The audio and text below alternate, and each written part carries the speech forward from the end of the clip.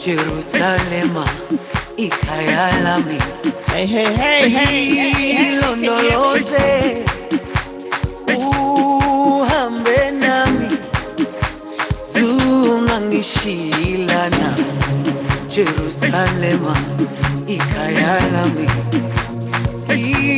ilondoloze uhambe nami zungangishilana Can you hear me, Carol? Let me know if you can hear me. This is the mood I'm in. My father. Every time I hear this song, I remember my dad. When he was doing this, girl. I can't hear you, Carol.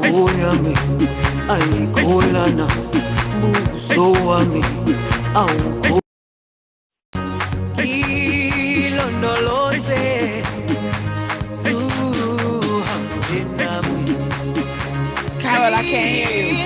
That's because I'm not talking. You're playing music, girl, and I'm jamming.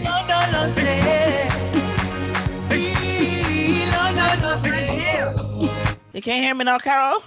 I hear you just fine, but I said I wasn't talking because I was jamming. Because you're messing up my jam. Oh, it's the music, man. You are messing up my jam. Are you know? Hold on. Here you go.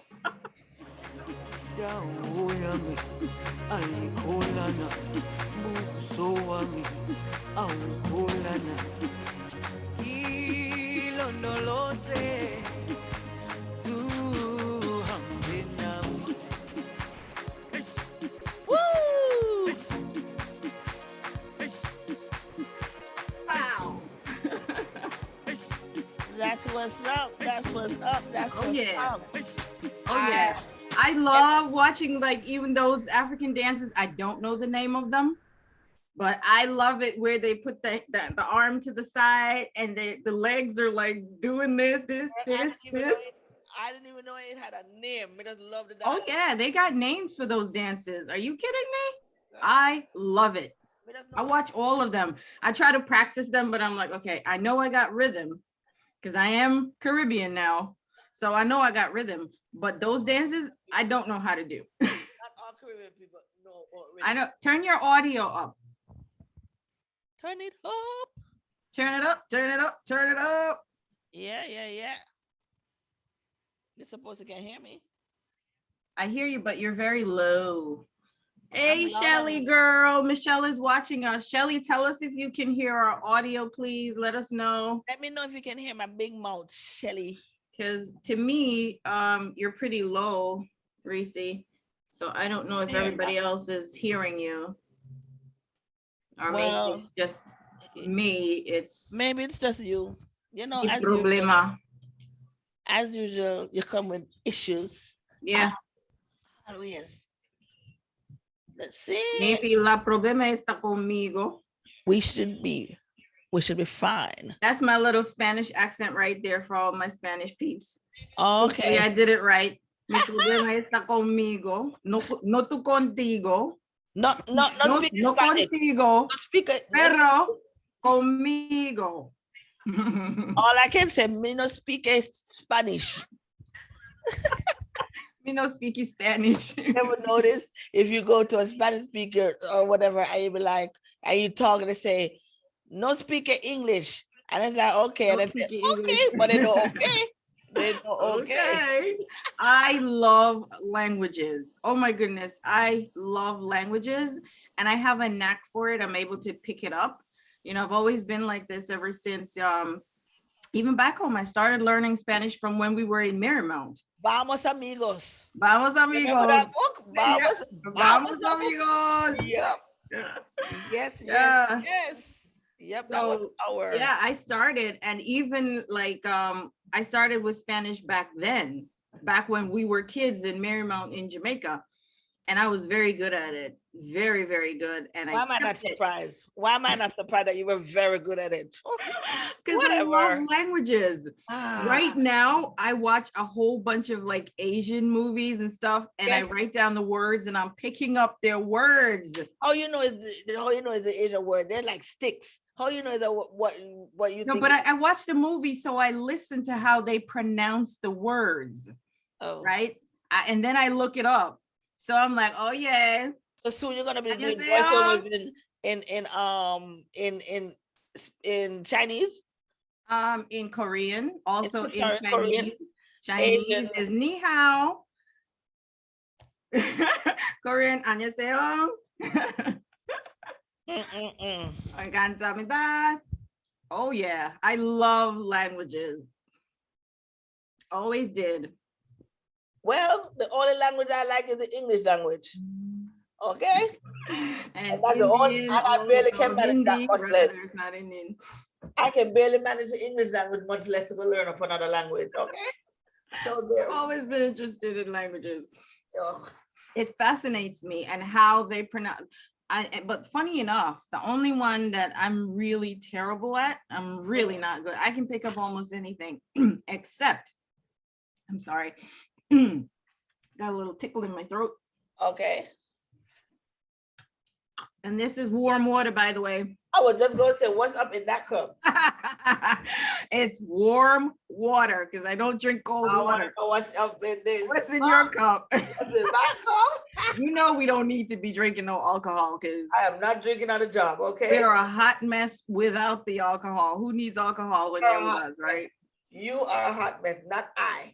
Oh, okay. So I'll speak for myself. I'm a hot mess. I'm my normal self. Yeah, I think everybody who listens to us knows who the hot mess is. And that's Carol Tanya, people. Yeah, right. That's Miss Reese. We know it. She can't do nothing. Now you're trying to clean up your image, huh? Trying to say, oh no, I'm the good girl. Yeah. I'm the innocent one. We know what's up. We know what's up. Yes. So how is it up north? It's hot today. It's so weird. Yesterday was cold. Okay. The day before was hot. And then yesterday the temperature dropped like 30 degrees or something. It was like, really? That's a huge swing. One day it's like super, super, super, super hot. And then all of a sudden it's just like, bam. Well, it's cold. We had to pull out the jackets and the vests and all that stuff. And then today it's like I'm back to giving you heat again. So we're hot today again. It's like it just swings right now. Well, we like in the evening, it's nice and cool where I am. Not cold to the point, but it's nice and cool. Yeah. So yeah. That's good though. I like that. But during the day, is it hot or is it just like warm? I can't tell because when I come in the office, that's it. I don't come on until night.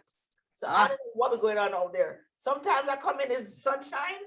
By the time I go out, it's pouring rain. I'm like, when was it raining? Yeah. Well, I'm not going to criticize you for that because people, a lot of people will say, oh, no, that's bad because you should try to get out. I'm not even going to criticize it because I know how it is. When you're working and you have a lot to do, and when you're an entrepreneur, you got to pull them hours. Yep. So that's what's been happening over this side. That's good. I think we're gonna get rain. I think we're gonna get rain tonight rather. So on top of everything else and the temperature going all crazy, it's gonna start raining. But I don't mind the rain, especially at night. Okay. That's pretty good. Rain at night is so good for sleeping. Listen, I sleep on a normal.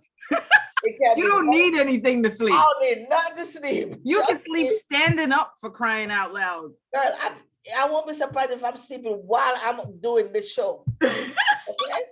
All right. That's terrible. So now everybody knows. People know your secret.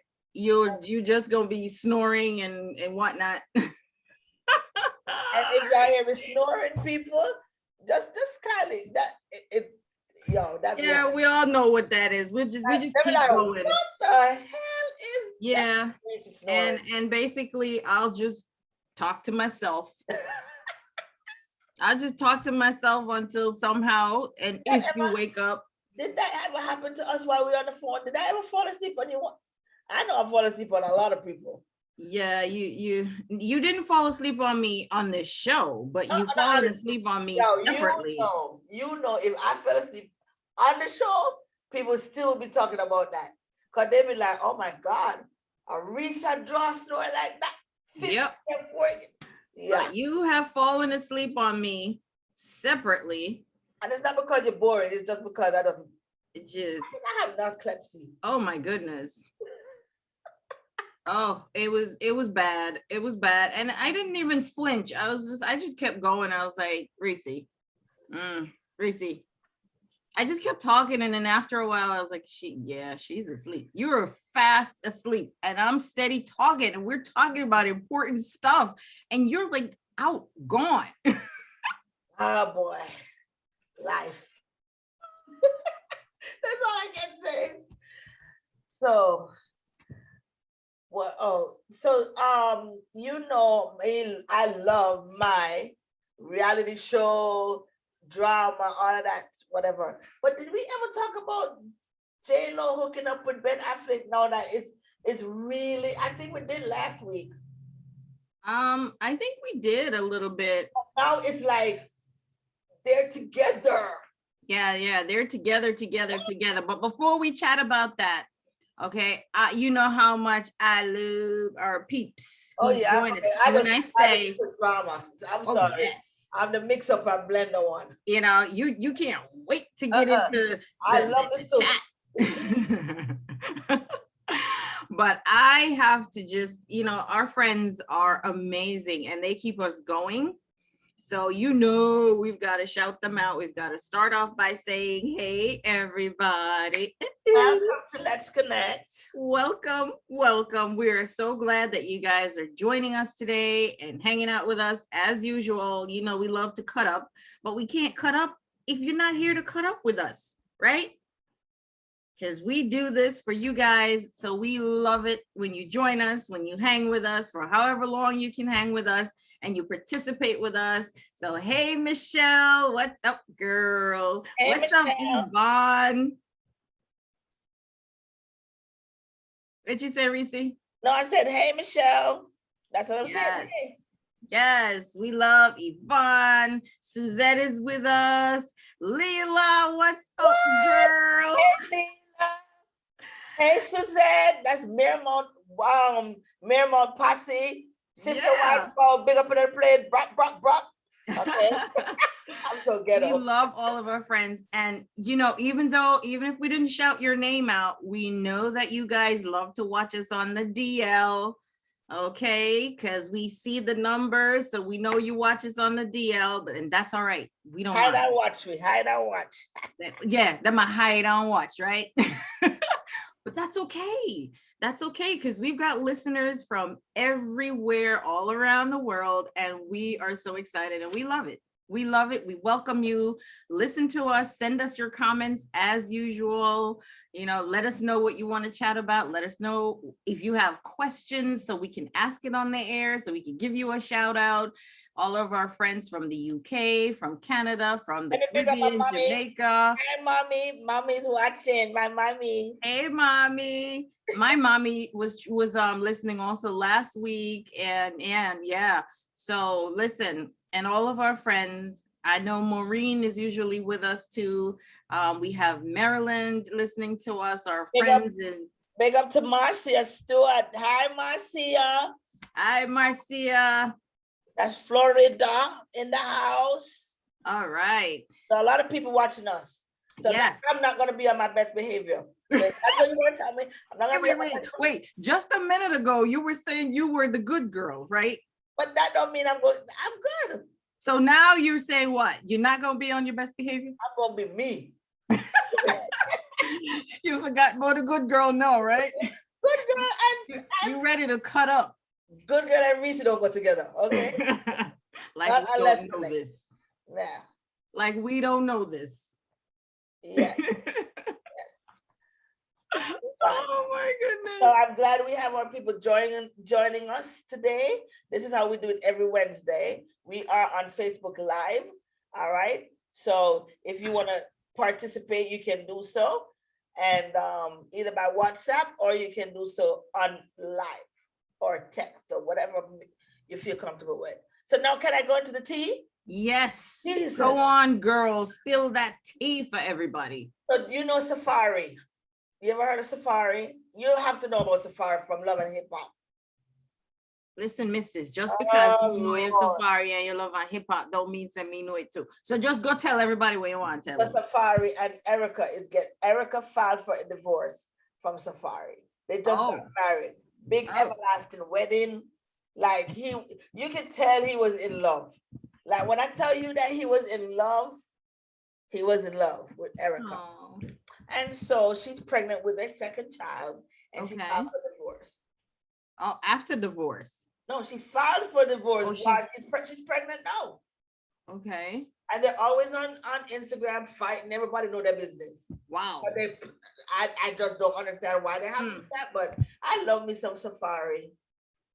But that's because you love the drama, girl. I just love the tea. I just love that whole. I would not be in it, but I love to see them because they get paid all this money acting like idiots.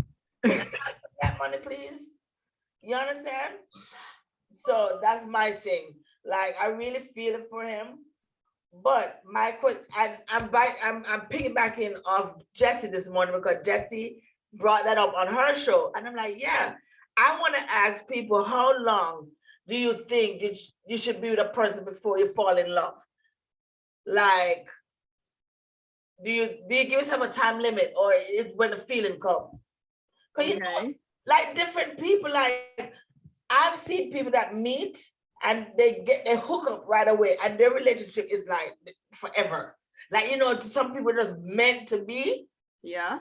And then you have some people like me, you know, I meet somebody, I'm like, oh my God, I think this is love. Oh my God, lifetime, the birds are chirping, spring flower, and all of that. And that's what I want. Why I can't get what lifetime? You want to walk into the room and hear music playing. And just all of a sudden, you got your own personal soundtrack, right? That's what you want. Yes. I want to hear the birds chirping. All right, girl. But you know what? There's nothing wrong with that. That's romance. You want the romance. But some people don't find that romance. Like, why? Why? Some people hate it on. You meet 6 months later, you're married. They stay married 25 years. I meet somebody, or other people meet people married in 6 months. By next year, it's over. Like, I don't know. What is it? Well, you think they didn't have the romance? They didn't have the personal theme music? They didn't hear the horns? I want what I see in lifetime. You see, it's people like you. See, listen, I'm playing devil's advocate right now. I love it. It's people like you who give a bad name to it, right? Because let me tell you, so, and I'm only saying this because everybody who knows me knows how much I love my romance and all of that stuff myself. But it's people like us that get other people in trouble because we watch the Lifetime and we watch the Hallmark and we watch all the other stuff. And then you know what we do? We build up these ridiculous expectations in our minds. It's true, but I love love. I'm a sucker for love. Yes, that's good. Love is great. But it ain't working. It doesn't work for everybody, I guess. Working, I don't know what it is. Guess what? Who are in long relationship. What is the secret, people? What is the secret? Maybe they're not watching Lifetime. Maybe they're not. Maybe that's what it is. Maybe, I'm telling you. These people know the real deal. Because see, the thing is, we talked about this before.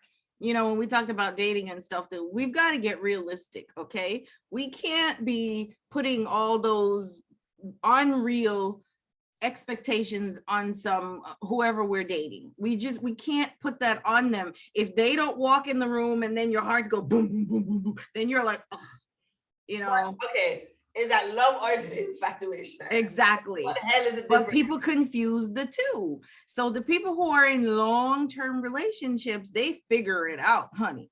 Well, they figure it out, and they know how hard it is to work at it. They know they have to work at it. You're not going to hear harps and whatever chirping every time you see someone, and all of a sudden butterflies are not going to just pop up in the air, swimming all around the person's head. Lifetime fault. Lifetime's fault, and Hallmark and all of those places.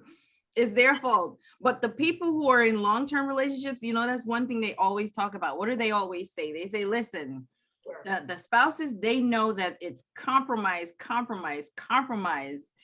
in their long-term relationship, because it's hard. It's not easy. Because it's not because they don't argue and they don't fight and they don't want to knock each other's lights out. They do. They don't always hear harps. I don't know, you know, but they figure it out, and they say never let the sun go down, you know, with you arguing or whatever. So you talk about it, you communicate, you work it out before you go to bed, and you hash it out, and you communicate. Like my mom said, she fell in love with Dad after, she said, the moment she saw him, and then they got married 3 years after, and it lasted for 48 years. Wow. That's back in the day, old school. We women now, I think what the problem is, I don't need no man to be putting up with this crap. You know, you understand? I think that's the problem. Listen, we don't even need them to make us feel good in the bed, if you know what I'm saying. Like you said, that's a part of the problem today. Yeah, because we can do everything ourselves. We go out there, go work. The mindset is very, very different. And we don't need no man. People, stop it. The mindset is different. We don't need a man to validate or to validate. Let me clarify that. We don't need a man to validate whatever. It's more companionship, going out, having fun. After us women, independent women that go out there and hustle and work and whatever, after a long day and you come home to an empty house, you must want somebody to be like, hey babe, how was your day? Some people say they don't. Where?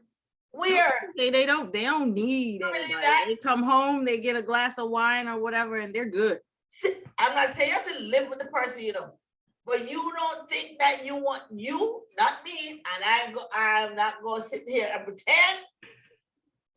I would love sometimes if that would, I'm telling you, that's what you want. Me personally would love when I come home, I'm a little man just rub me like rub your feet, rub your back, give you a nice massage. Well, I'm not going all the way to say that, but something like, give me some wine. You know, how was your day, babe? That kind of. What's wrong with a nice massage? You need somebody to massage your back or whatever. That's nice. What's wrong with that? Your spouse can help you just the way you help your spouse. You know, that's what it's about. That's why you have companionship. What else is it there for? You know, y'all help each other out. So I'm just saying, any woman out there, and I think that any woman out there that's saying that they don't want no man, think about it. What do you guys say? Talk to us. Yeah, let us know what you say. What do you guys feel? Do you think that we're too independent right now? That's why our relationships are not lasting long, girl. As far as people that got married back in the day, like my mom and her mother, they listen. What do you guys think has changed? Like Reese's mom has been married for, what is it, 48 years? It would be 49. I think it would be 49 next month. These days, it's like it's hard to find a marriage that lasts 6 months. If you make it to 1 year, if you make it to 5 years, you're like, people used to say 7 years. Trust me, it's hard. Yeah, there used to be that 7-year itch that people talk about. They say if you pass that 7-year itch, you're good to go. Because these days people are going in with the mindset like, listen, if you don't act right, I'm out. That's how they're going into the marriage. Like, if you don't act right. Well, Marcia says that she's good with Netflix and Prime movies, housewives on TV, and a glass of wine. Hey, that's true. I mean, that's her. There you go. Yeah. There you go. She's good with, that's what I said. Some people are good with it, but that's the thing. Back in the day, we didn't have any Netflix. Okay, Marcia. So there you have it. That's Netflix messing you up, girl. That's better than a bag of stress. Wow. But listen, that's Netflix messing you up, girl. and so, because back in the day, when your mom was getting married, where was Netflix? Netflix didn't have any Netflix to distract us, to tell us we don't need nobody else. Think about this. We're saying that right now because we're in that moment right now. We're young, we're vibrant. One to when we get 90, 80, 90, and you're by yourself. You're by yourself. You probably have, before you even get to 90, because these days most people don't even live to 90 with all these foods and stuff we're eating that's causing all these health problems. By the time some of us get to like 60, it's like, it's a wrap. And listen, I got 9 more years to 60. Please give me a little hope.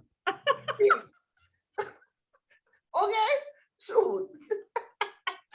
I'm just saying, for some people, you know, because of, and I'm convinced because of some of the foods and everything that we're eating, it's causing all kinds of health issues in our bodies and reactions that we're having to it. So we're not really as healthy as before either. Michelle, that's one reason why marriages are not even lasting that long too. Let me tell you what Michelle says. A relationship is like Vegas. What happens in the home stays in the home. Stop putting social media and everybody in your relationship. Like Monica said, communication is the key. Yes, I don't understand. That's like with Safari and his wife. Everything on social media. Like, really? Yo, you know when they're fighting, you know when they're good, you know, I'm telling you, that don't make no sense.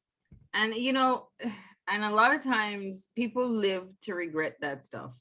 Because you put all your business out there, now everybody can see it, and whatever goes into the webosphere stays there. You know, my thing is, you know what my thing is? You put it out there, okay, me and my man, we ain't this, that, or whatever. And then you jump in and you say you're negative. And you know it's all negative, right?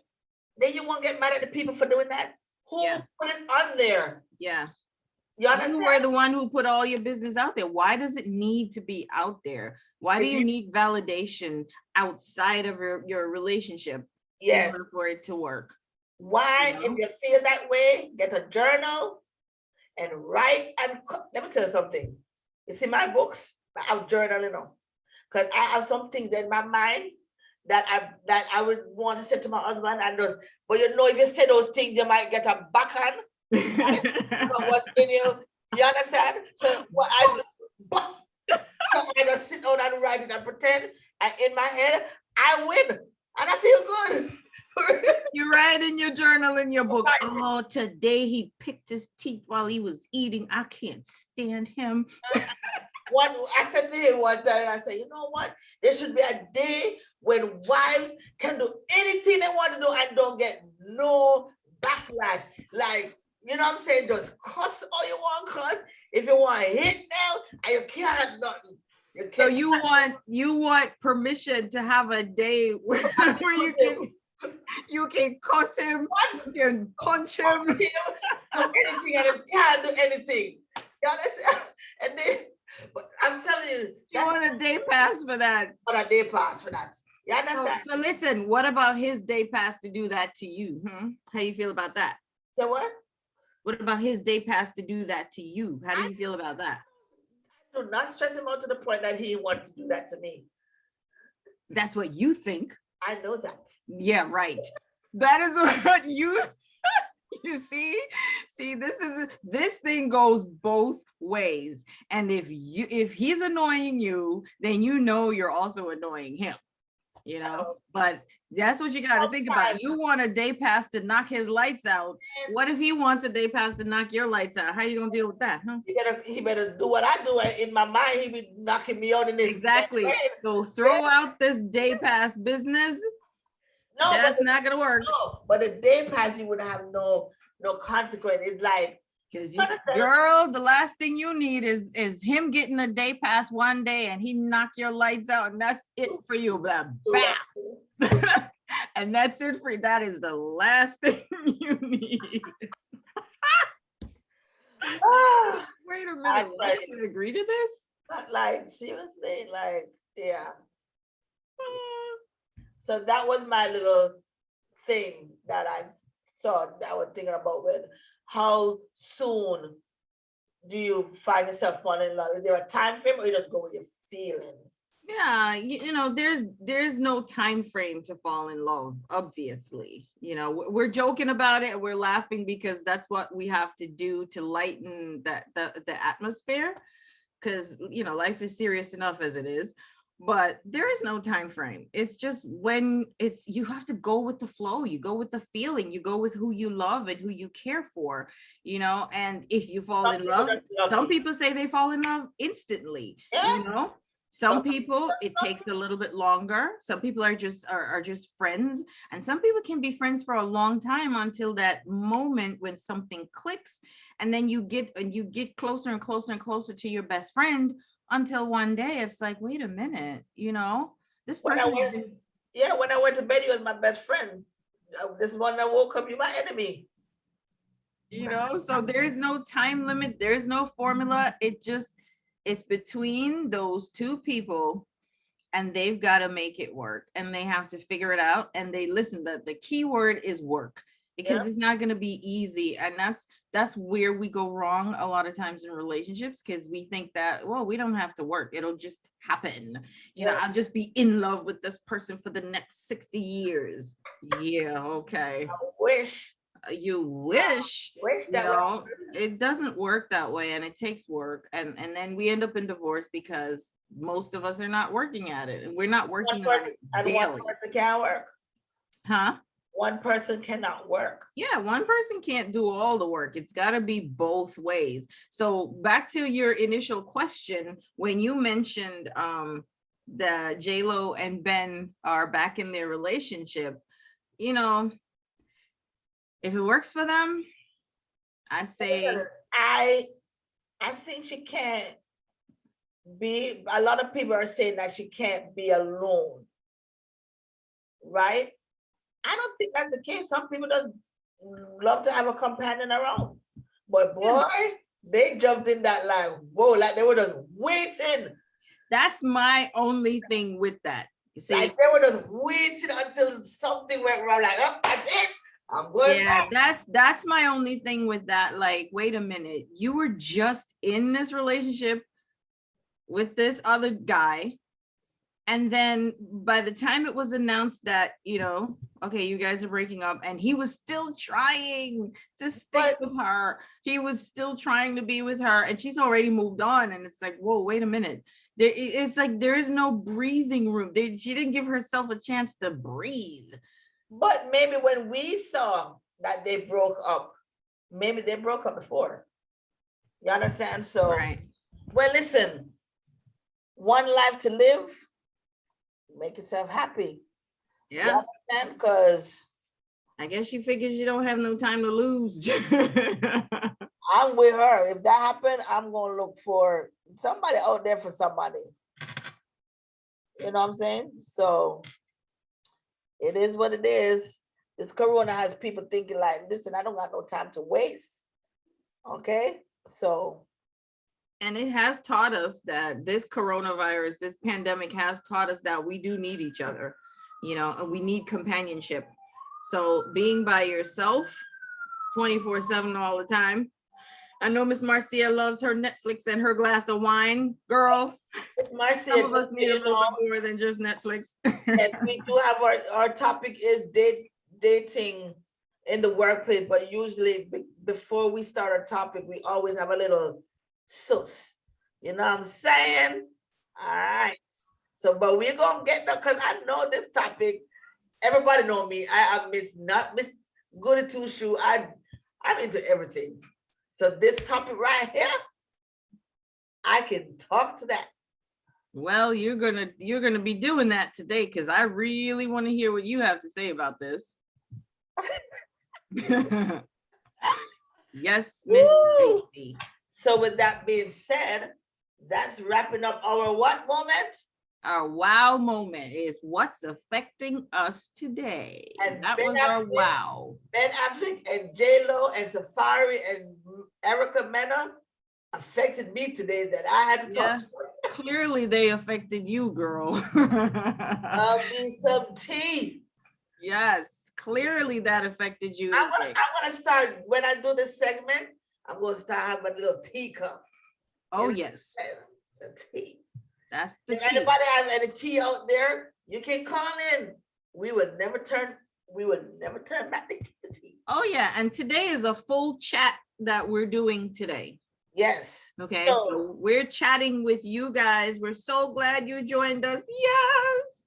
Yes. So you can come on to call us, right? We want you to call us right now and talk with us if you can. We know that some of you are busy and oh gosh, you guys are the amazing. I gotta stop. Gotta big up my friend G Brown from England. What's up, Garrett? We went to prep school together, okay? Wow. So that's so that's going way back. Why you have to say way back? Huh? Oh, sorry, girl. I just put your business out there. It's going back. Garrett said, let men be men. Some women try to be a man's mother. Okay. That's what he said. That's true. So that's a part of the problem. So what he's saying, that's a part of the problem why marriages are ending so quickly today, because the mindset has changed where some women are not allowing men to be men. Now, when you say let men be men, also the flip side of that too is the men have to remember to be respectful. Yeah, you don't want a woman to be your mom. From a man's perspective, you don't want the woman acting like she's your mom, but you also have to be how would you say, respectful enough to be responsible enough to not treat her like, okay, listen, I'm just gonna do what I want to do. I don't care. You're not my mother, you know. It goes two ways. It goes both ways. I agree with that. Huh? You're mute. You're mute. I know, my dear, I had a lot of commotion going on my end. You're supposed to just keep going. Listen, that's up north. We use the sirens, okay? I know, right? We don't have that down here. Oh my goodness. If you notice, every time the sirens go on, it's always on here. It's a whole lot of ruckus going on. So we knows. All right. No, Marcy, it's never too early for wine. Okay, well, sure. I have some vodka up in there. Is it too early for the vodka? Don't think so. All right, so we're gonna move into our topic today, which is why I keep saying online dating? It's actually dating in the workplace. Dating in the workplace. So that's gonna be our topic today, and we're gonna start rolling. If you have any comments or anything like that, you can come on Facebook Live. You can. Yes. So I want to give out the phone number. So everyone, we're going to start with our topic for today that Reese has been itching to talk about, because obviously she must, she always has stories for us. And these are true stories. I do not make up my stories. Just so you know. I was a wild child back then. This girl got stories for days. So we are here for it. Okay, we're here for her stories, of course, because she's a hot mess. And I do want to hear the stories, but also I want to hear the stories from you guys, please. We want to hear your stories. So if you have any workplace dating stories, maybe it wasn't you yourself, but maybe you know of someone, okay, a coworker or someone who has dated in your job, and you have some tea that you want to spill on them. Now, we're going to keep it respectful on the air, of course. Please. Make the tea sweet. Yes, make the tea sweet. We don't want it fresh. We want it sweet. We want some sweet tea. We want some So sweet we gotta tea. keep the tea, kosher a little bit. Uh-huh. All right. So call us or send us the comments on the live. We're on the live right now. We want to talk about dating in the workplace. We want to hear about it. The number to call, everybody, is 718-925-3056. 718-925-3056. Okay, so I hope you guys got that. Write that number down. Call and remember, let me just say this. There is no judgment on this show. Yes. I'm saying that because I'm going to be telling stories. So none of y'all judge me out there. Yes. So we're gonna repeat our tagline for you guys on this show. Remember, we're here. That's why I said keep it, nice and clean. Any stories that you're telling us, and keep it nice and clean and respectful. It is daytime and we are all adults, but yes. Fix up the mix up on the blender. Yes. And we're not using anybody's real names on here because we don't want to put people on blast. That's not what we do here. I put myself on blast. The motto of this show, well, you can put yourself on blast, but not anybody else. Right. Because that's not cool. That's not cool. That's not cool at all. If y'all thinking about calling my name, you can do it. Yeah, you want to tell your business? Go ahead, tell your business, but not tell nobody else business. Okay? Don't tell that name. So on this show, our motto is this is a show called Let's Connect Now. Remember, let's connect because we're connecting right now. That's what we're doing, and it's where you're gonna find the more compassion, more empathy, and less judgment. That's right. And less judgment. So we're not going to be issuing any judgments on this show. But we're also not condoning. We're not condemning either. We're just connecting. Okay. That's what we're here for. My mom said, don't talk about everything. Mommy, they couldn't manage everything. Even your mom knows.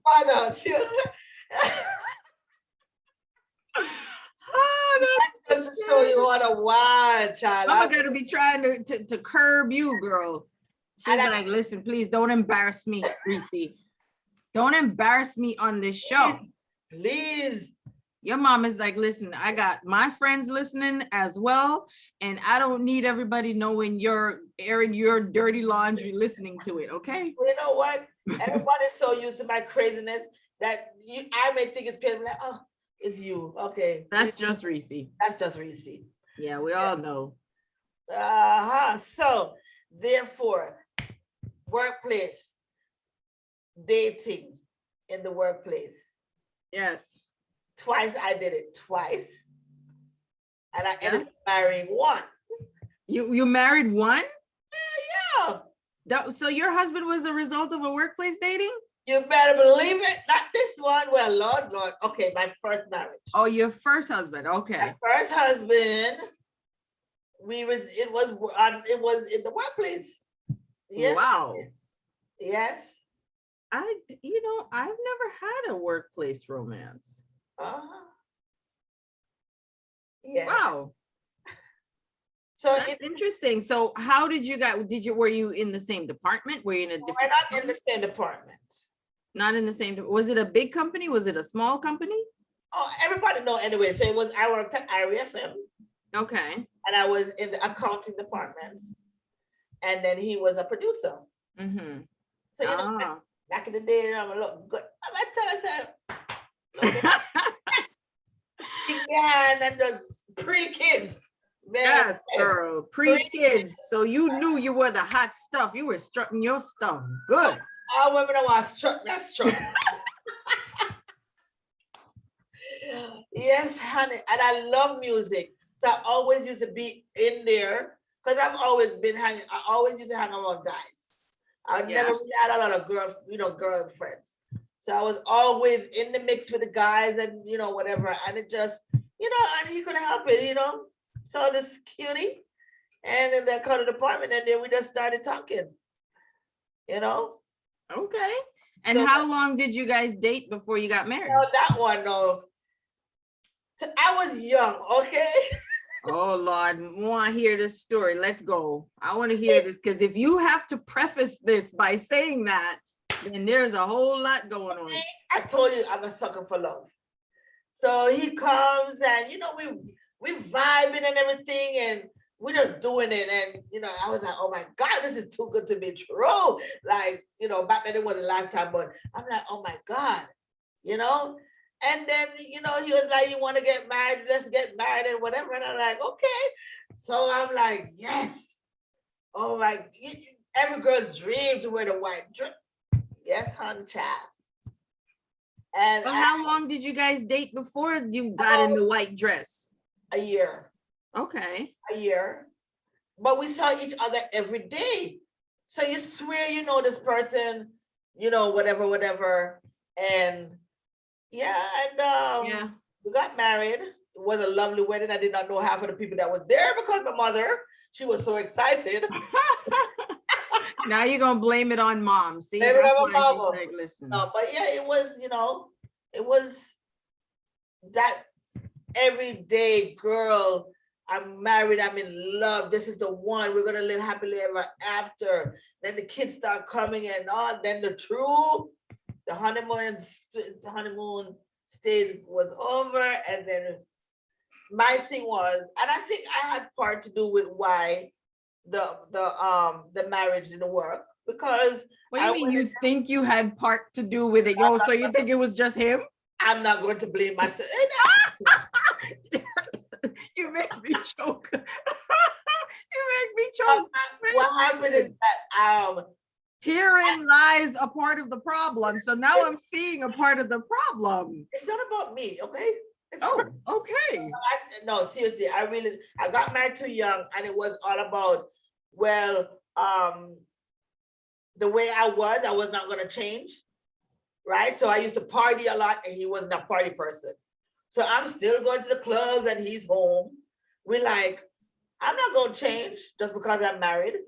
You know what I'm saying? So I was doing all that stuff, and then, you know, it just didn't. You have to know what two of you are. You have to have not goals. What's the similarities in things that you do. You can't be opposite in everything.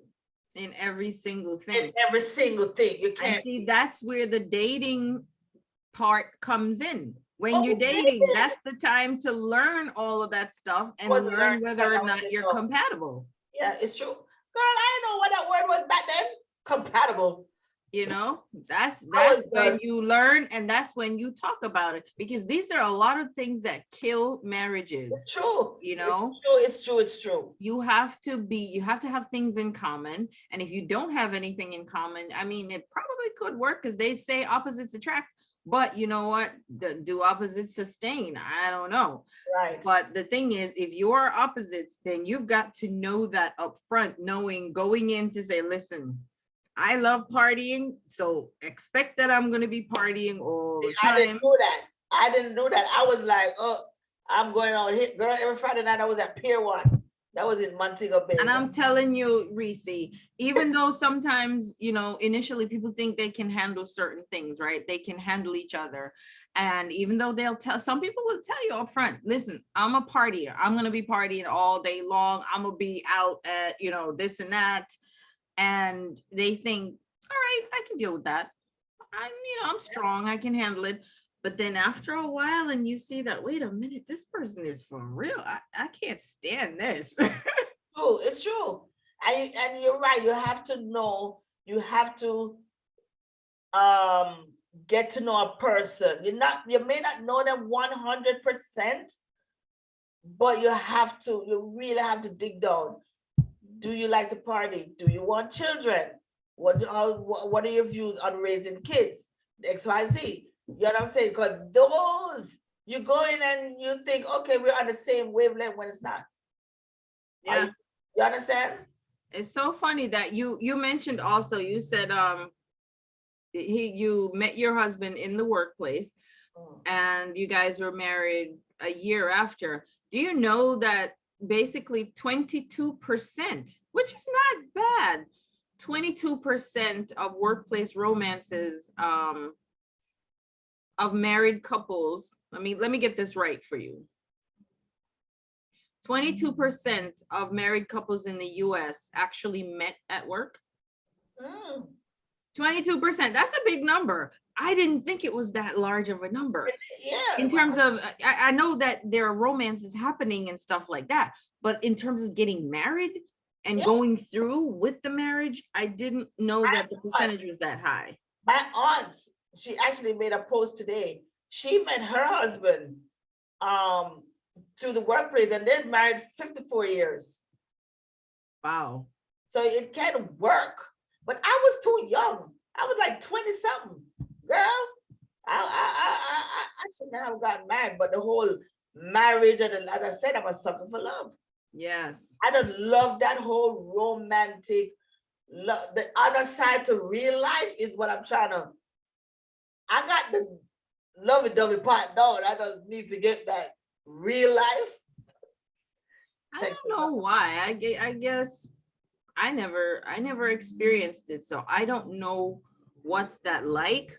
But basically, you know, right now in the US, there are so many, like I said, 22% of workplace romances that end up in marriages, you know, so that's a big number. But some of the pros, I really want to know about, like, when you're dating somebody or you're having that romance in the office, what are some of the issues that you have while at work? Is it okay to date? These are some of the questions maybe you could touch on for us, Reese, because you walk through this thing. Is it okay to date at work? Should you tell your bosses and stuff, you know, about your status? Let's say you're dating this guy, right? The guy you were dating. Does your boss know about it? Do you tell your boss? Should you tell your boss about this, right? How is the company looking at this issue of this dating? Do you think the companies should even care about it? Should they care or should they not? Should they just say, yeah, it's no big deal, go ahead, do it? You know, is it a big company versus a large company, a small company? Does that matter? Well, when we were dating, the whole company, it was small, RFM, it was like a family there anyway. So it wasn't a big deal. They just knew that we were together. You understand? They knew that we were a couple. Yeah. So were you guys all lovey-dovey in the office or no? No, my name that like, you know, you love so much. Hey, baby. Oh, I can't live without you. We have to have lunch every day. No, it wasn't like that. Yeah, that's what I'm curious about. You have some couples. Yes. I don't know how they do it, right? They gotta see each other on the break, on the lunch, whatever. They're like constantly together. And then you can know when they're having an argument and that's where the drama comes in. You can know, oh, Andrea and what's his name? Or you didn't see they have lunch today, that means they're having issues, right? Or some, whatever it is. See, that's what you open yourself up to when you're dating each other in the workplace, because now everybody knows about it. So people are going to be speculating.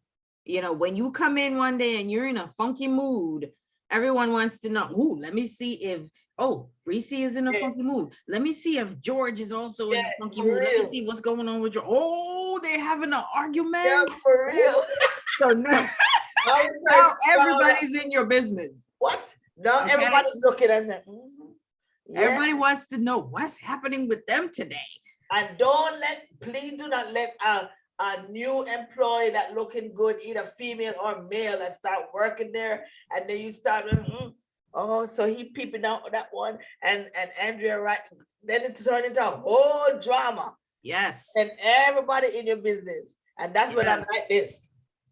Now everybody is. And then everybody just, what? Yes. Everybody knows what's going on with you, who you're dating, who you're not dating, whether you're having an argument, whether you like a person or not. And sometimes the other person doesn't even have any intention of dating anybody, but if they even look at a coworker or somebody else, is like, oh, did you see in that meeting? He was looking at her. Yeah. So, but remember, not all romance at work is to hook up with or to find your mates, or whether it could be a side chick at work.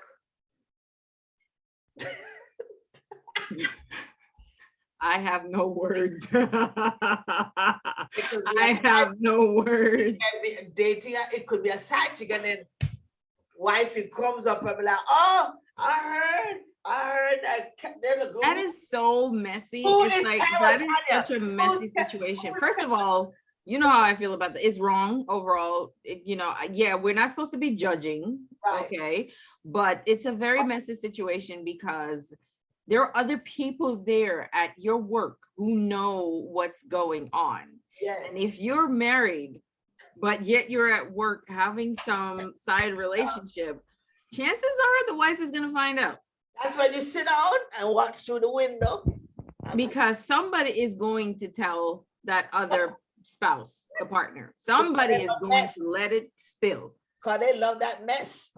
Well, why shouldn't they? If you're bringing your mess to other people, then you can't imagine the wife. Well, I want to know who Carol Tanya is. Who is Carol Tanya for you?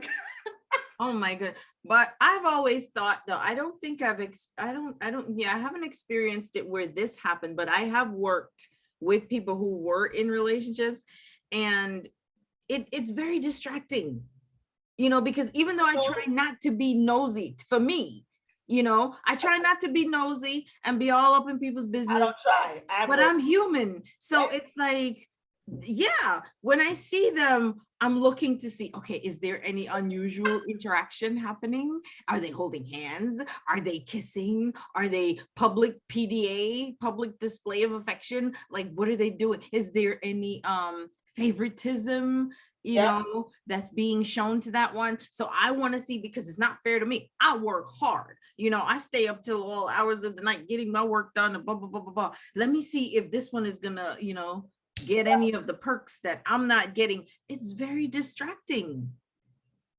Well, I'm nosy. I have no shame, and I'll be right there. I want to see what's going on. It's very distracting. And I know for me, I would be uncomfortable if they end up having like public displays of affection. Right. When other people are around or I'm around, because I don't want to see it. I don't want to see it. Then it gets, let me tell you, when it gets to HR now, when it gets to the point where it cannot be controlled, now that's when HR steps up. I think in most of the companies that I've worked in, when I worked in corporate, it was never an issue where they tell you that you can't date a person. I've never been in a company that says that. Right, because there are no laws against it. But you do have some companies that will tell you in their handbook. It depends on the company, which is why you have to familiarize yourself with the company's policies. Right. Policies and procedures from each company is different, but there are no laws that says you absolutely cannot. There's no widespread brush that'll paint the widespread law to say it's not legal to have workplace romances.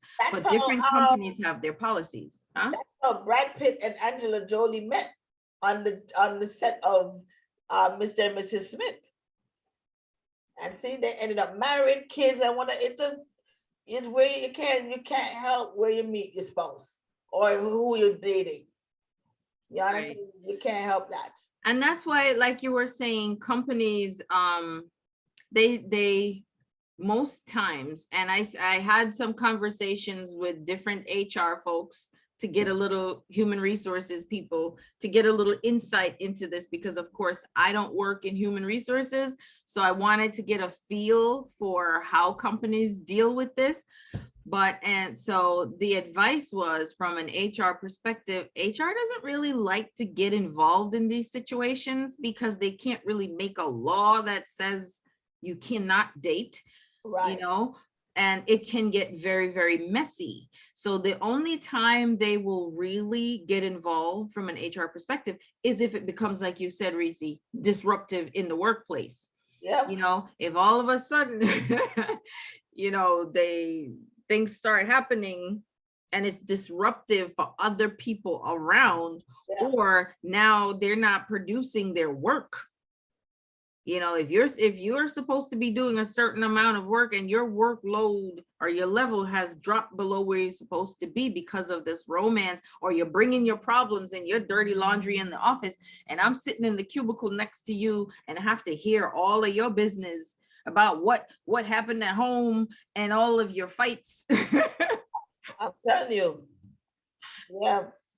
So, I mean, mine wasn't bad. I mean, we didn't see each other. We weren't constantly in the face or anything like that.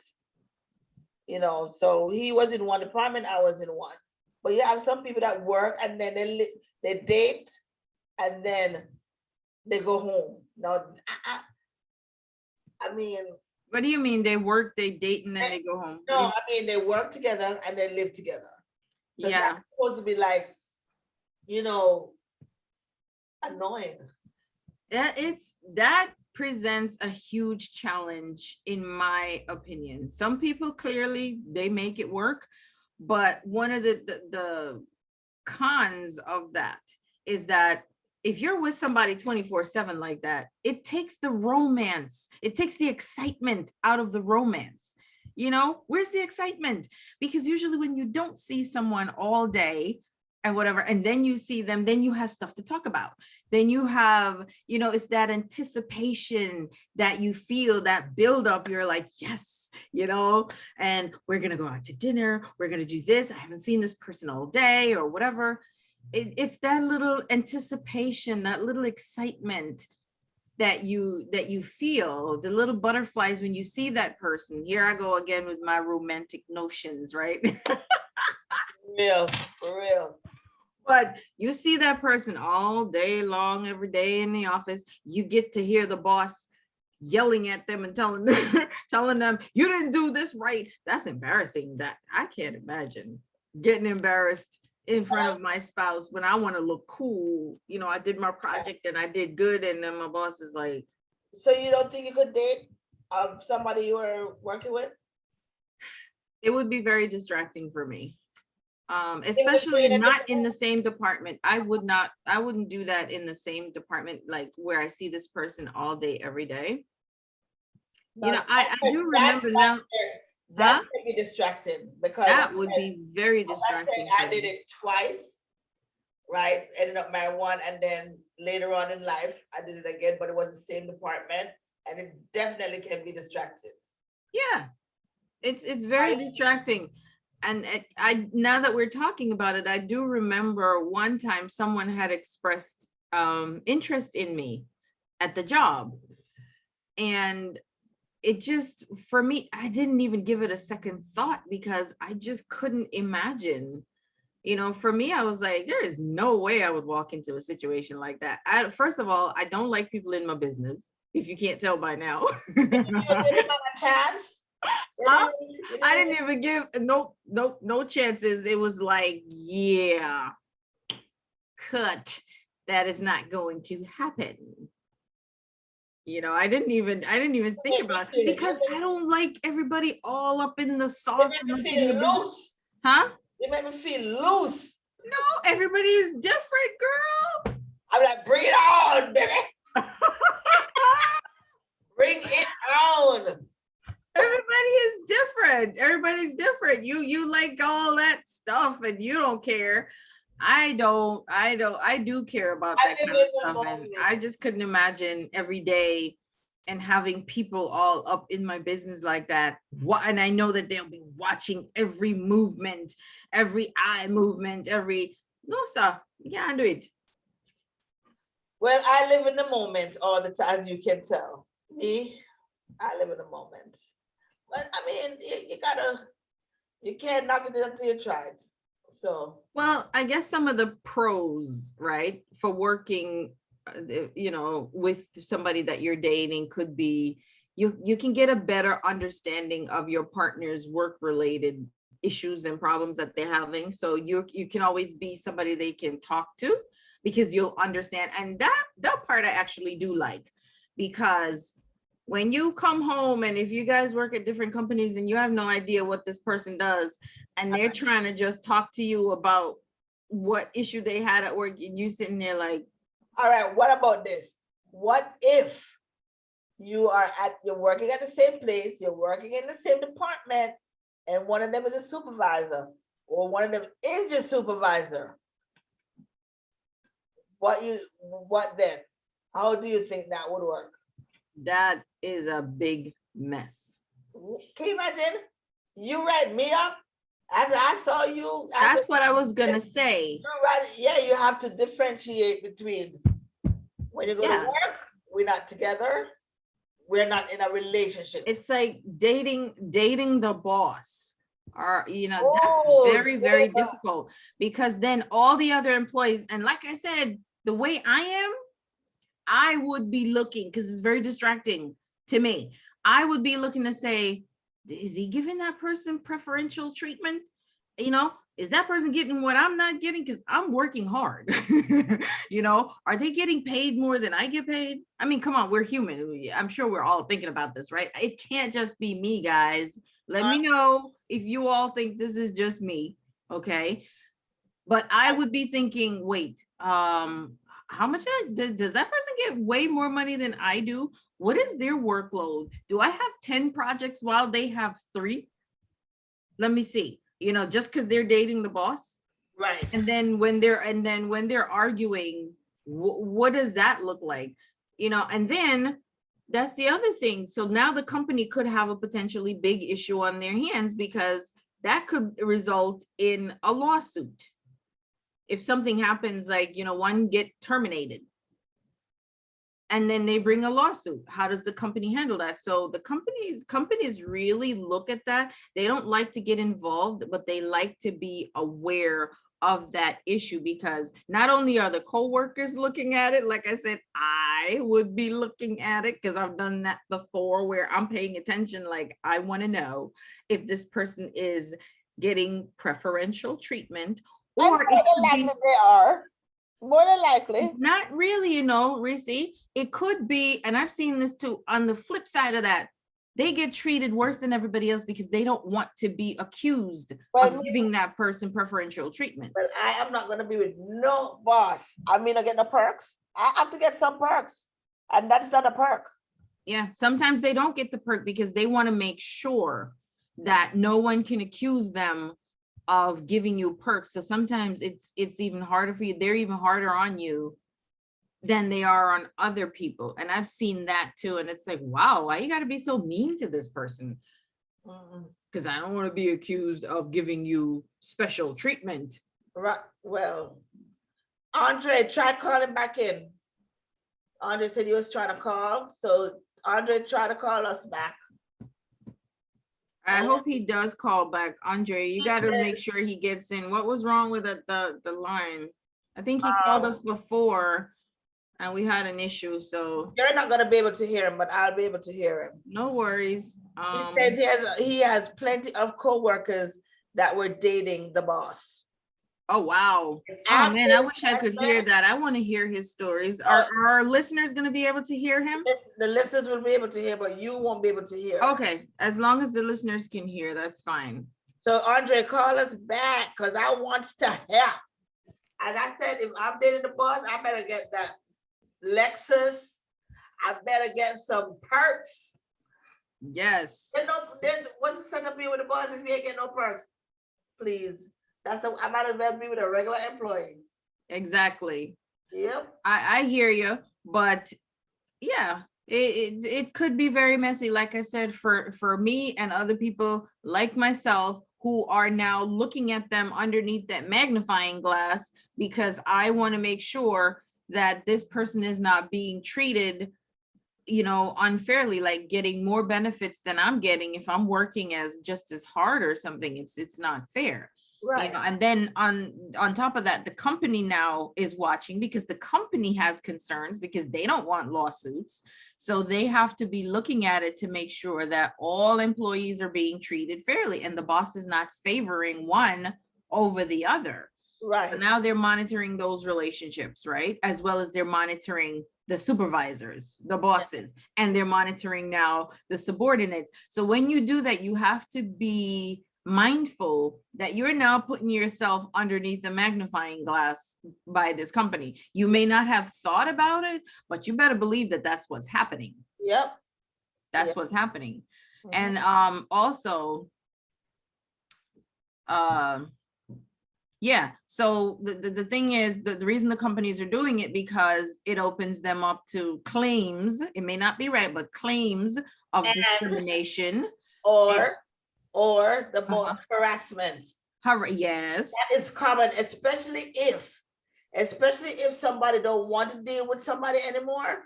Or in the first place, I'm going to put a harassment, and then there it goes. Yep, harassment charges, unfair treatment. Okay, so there are so many risks that are associated with these relationships. So they do create policies and procedures in order to protect the interests of the employees, and they set these parameters. A lot of companies do set parameters for these relationships at work, and they have different steps that they have to take to maintain that fair and professional workplace environment. Right. Okay. And some companies do have rules around that. Some others don't, but they are watching and they are monitoring, because the moment anything happens, you're done. And another thing I'll tell you, why HR says their companies sometimes don't want to get into it, is because let's say you have a husband and wife that works for the same company, right? And I've been in company layoffs before, like countless amount of times. I don't know if you have been, and I've been laid off so many times from companies because they're slashing their budgets. The company went out of business. Especially when a new company takes over a new company. Buyouts, mergers happening, this and that. I've been in these situations so many times in my career. I cannot tell you how many times. I have not been fired, but I've been in mergers and cutbacks and companies going out of business, mergers. So, and that's when you lose your job, right? What happens when you have husband and wife both losing their jobs at the same time, and they have kids? About that. Yes, HR personnel, folks that I've talked to, have expressed that to me. So from the company's perspective, this is one of the reasons why companies don't really want to get into this, because income. And how do you, it's like you want to hold the company hostage now, because both you and your spouse work for the same company, and y'all both are going to get laid off. So the company is going, oh my goodness, what do we keep them on just because they're a husband and wife team? I would lay off one and keep one. But why? But if they don't need you, normally they would have made that decision and just cut you. But now, just because you're married, they have to do that. You see what I'm saying? It's like holding them hostage to do this. And they don't have to be responsible for you, but here goes that little gray area, that unpleasant area that we don't always think about. True. I never thought about that. Yeah, I hadn't thought about it either. So if you guys think about any other scenarios like that, you let us know, because companies are aware and they're concerned about it. They don't like to go in because it's a personal thing between two people. And a lot of times people don't tell. Here's another thing. A lot of times people don't tell their employers, right, that they're dating. So all them keep it on it. Man, they gotta be. They don't tell. Woo! They don't tell the employer or their bosses that, oh, you know what, Jane in that other department over there, or you know, Reese in the department over there, do you know that Reese and I are dating, we're together? They don't say nothing. They don't say nothing until they see that person hitting another person. And they just Until stuff blows up, now the company has a problem. Yes. That they have to deal with. And then now you have a problem, because you know what? If you don't tell the company, so the policy is, it's best to just come clean. Come clean, tell them that you're in a relationship in the workplace. You're dating someone there. It's best. So I'm going to tell you guys, everybody out there listening, if you are dating someone in your workplace, it's best for you to go ahead and disclose that to your boss. Because also later on, when they find out that this is the case, they will lose their trust for you. You've lost their trust. And that's a problem. Yeah, I'm looking at where it says how to handle dating in the workplace. Right. So you've just lost your boss's trust. They won't trust you anymore because you didn't come clean up front. And then now that something has happened, they have to clean up your mess.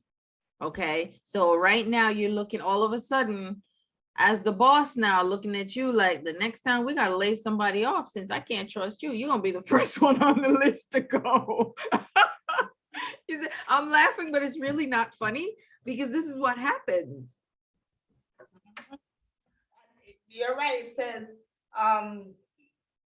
disclosing the relationship from the beginning helps with transparency. Yeah.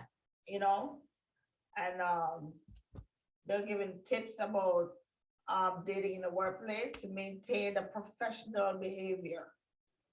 Yes. You have to. So one of the things that, again, this is according to my HR sources who gave me some heads up on this type of stuff, is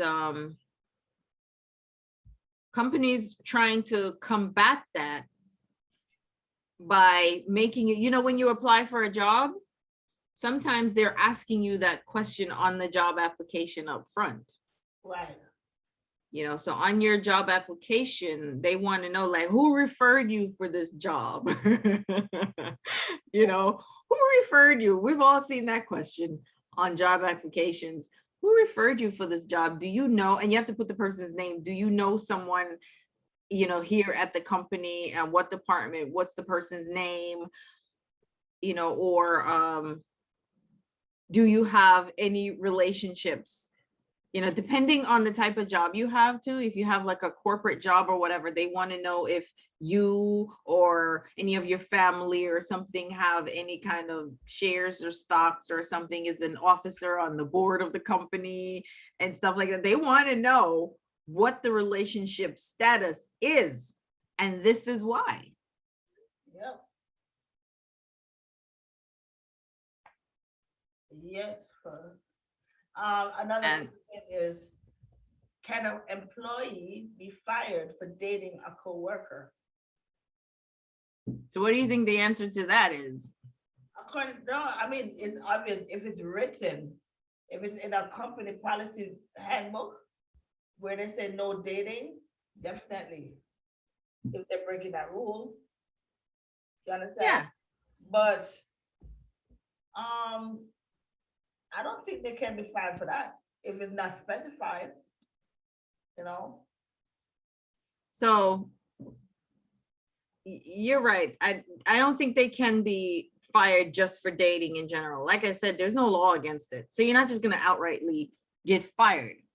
But here's where it comes into a problem, an issue, is if you're, let's say you're not yet dating, right?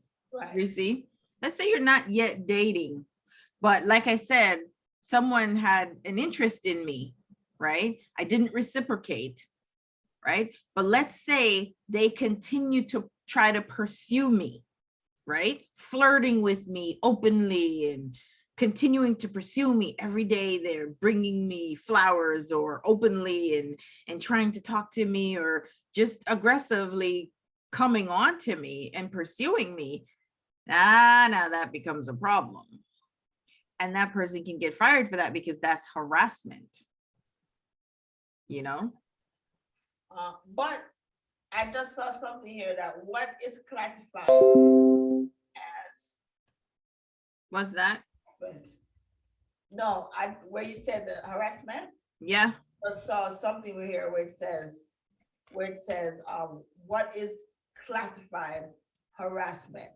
Because you know people with just because they get rejected, they tell, oh, I got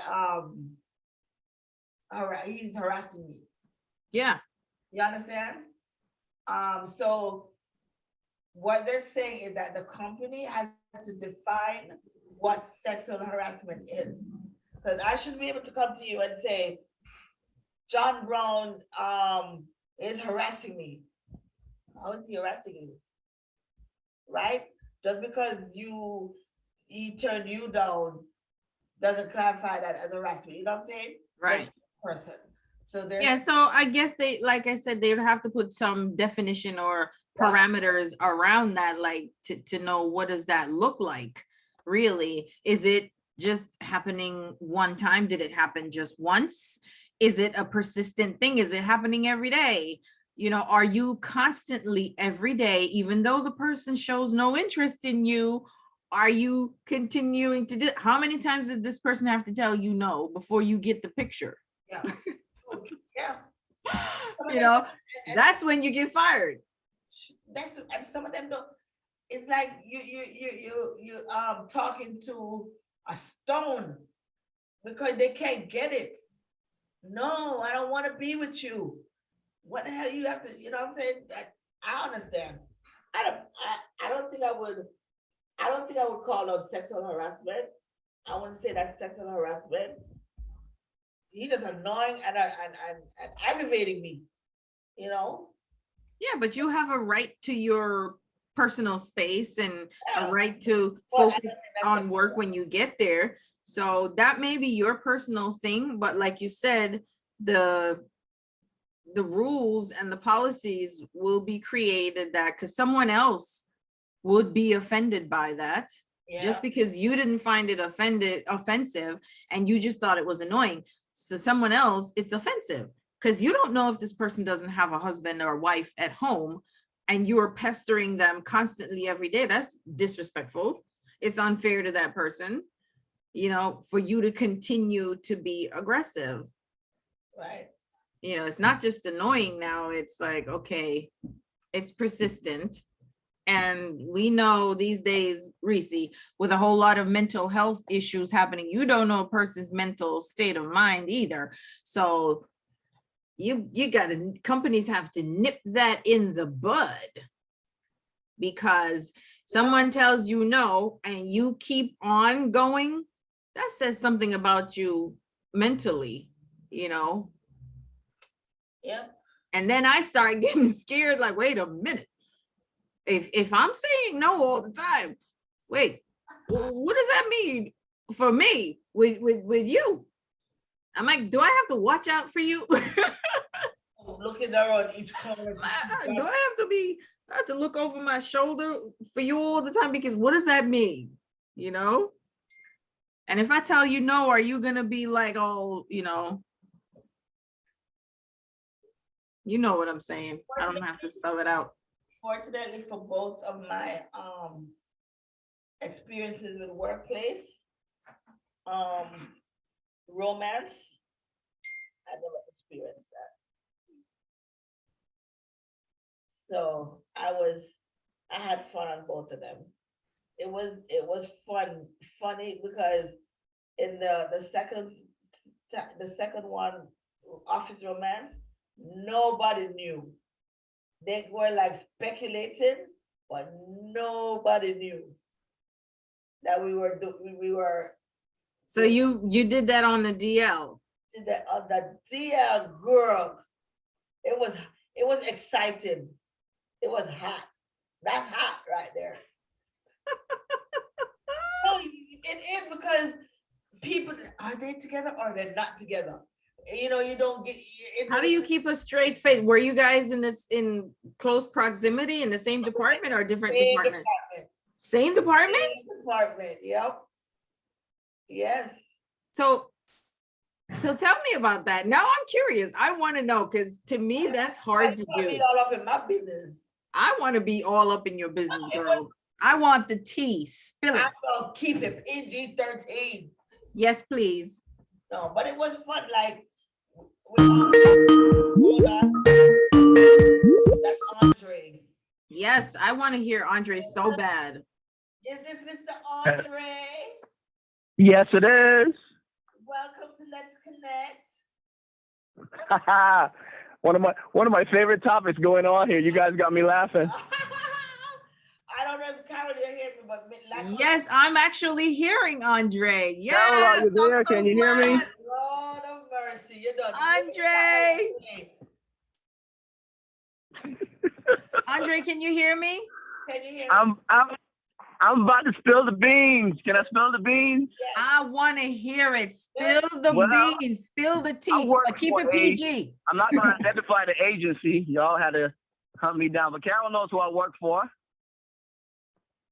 And there's an awful lot of that at my government agency I work for. Okay, come on. Oh yes, so we don't need to know the name and stuff, but we do need some of it. I've had plenty of coworkers that have had workplace relationships. We have work babies, as we call them, because either one or both were married and then went and had a baby with somebody at work. Wow, so that's what's called a work baby. Yeah. Work baby. And, oh, that's messy. you're breaking up. I can't hear you. Can you hear me? Can you hear me? Yeah, I can hear you. Okay, so you were saying work baby. Yeah, we call them work babies now. Yeah, we call them depot babies. Yeah. Oh my goodness, what a mess. Because my particular job, okay, it's not an office, it's a depot, and so it's set up like a home basically. You got a kitchen, you got a living room. We basically live there. Most of us work 9, 10, 11, 12 hours a day. Wow. So you are with your coworkers more than you are at home. Jesus, yo, that my story is nothing compared to this. Because this is a regular with us. Nobody's ever surprised at work when this person is dating this person. We never are surprised. Not even when bosses are dating regular people, regular crew. This is a regular. Okay. That's why when you guys started talking, I was like, man, if I could take a camera with me, you guys would die. Wow. Do you know of any, Andre, do you know of any? I've done it too. I can't even say I'm not guilty of it. Can you hear me, Andre? Andre, real quick, can you hear Carol? Can you hear me? Carol, you there? Yeah, can you hear me? You're not hearing me, right? Reese, I want you to ask him if any of them got married. Okay, she wants to know if any one of them got married. If any one of them got married? Yes. Quite a few of them got married.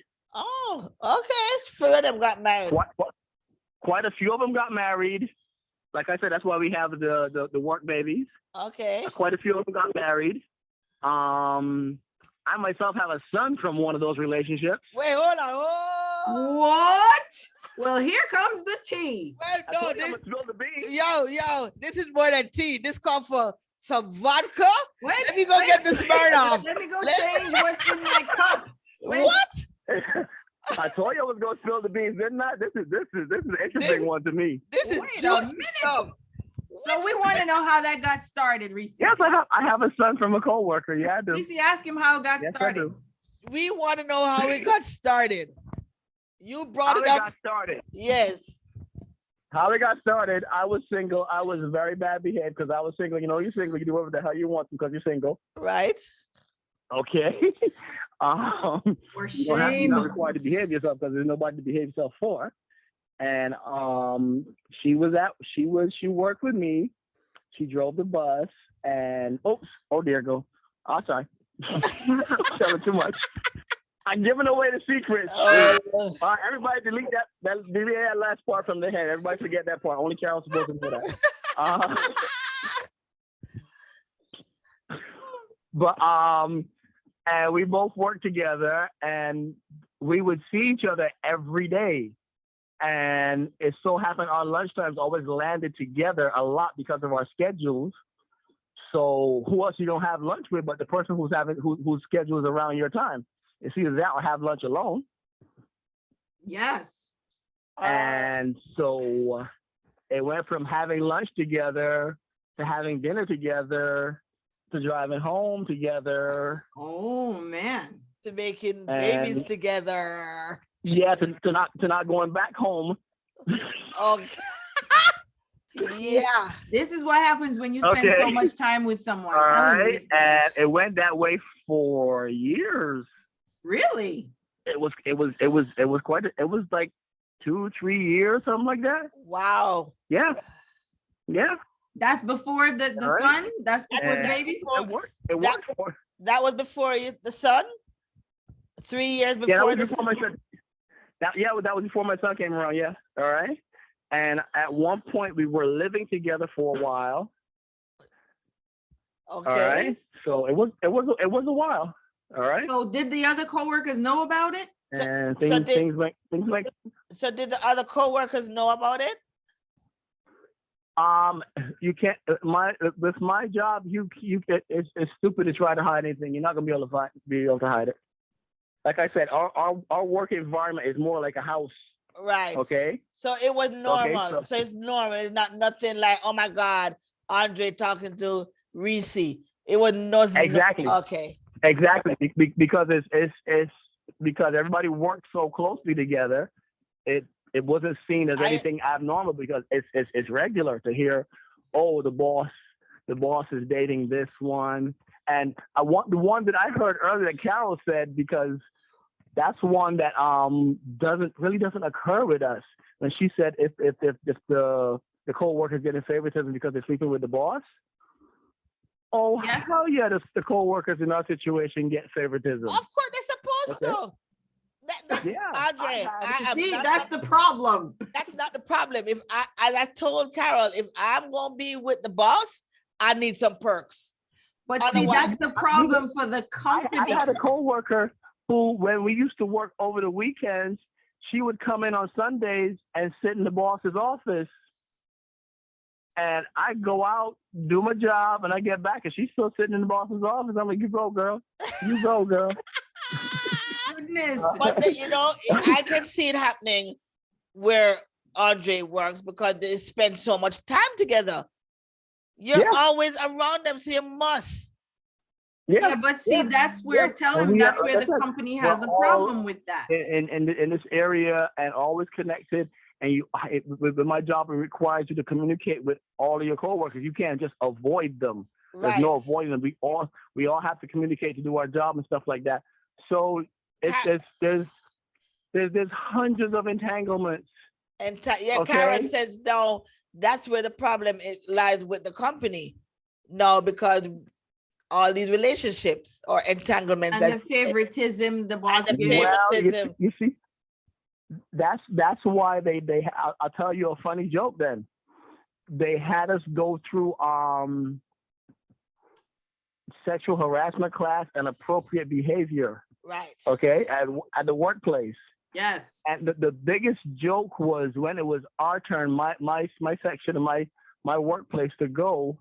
We got there and they were like, "Where you guys from?" And we told them we were from. I said, "Lord, y'all a mess. Y'all feel Wow. So they know. They know. So they know. They straight said, "We know you guys. We know y'all behavior. Y'all failed the class before you even started." Wow.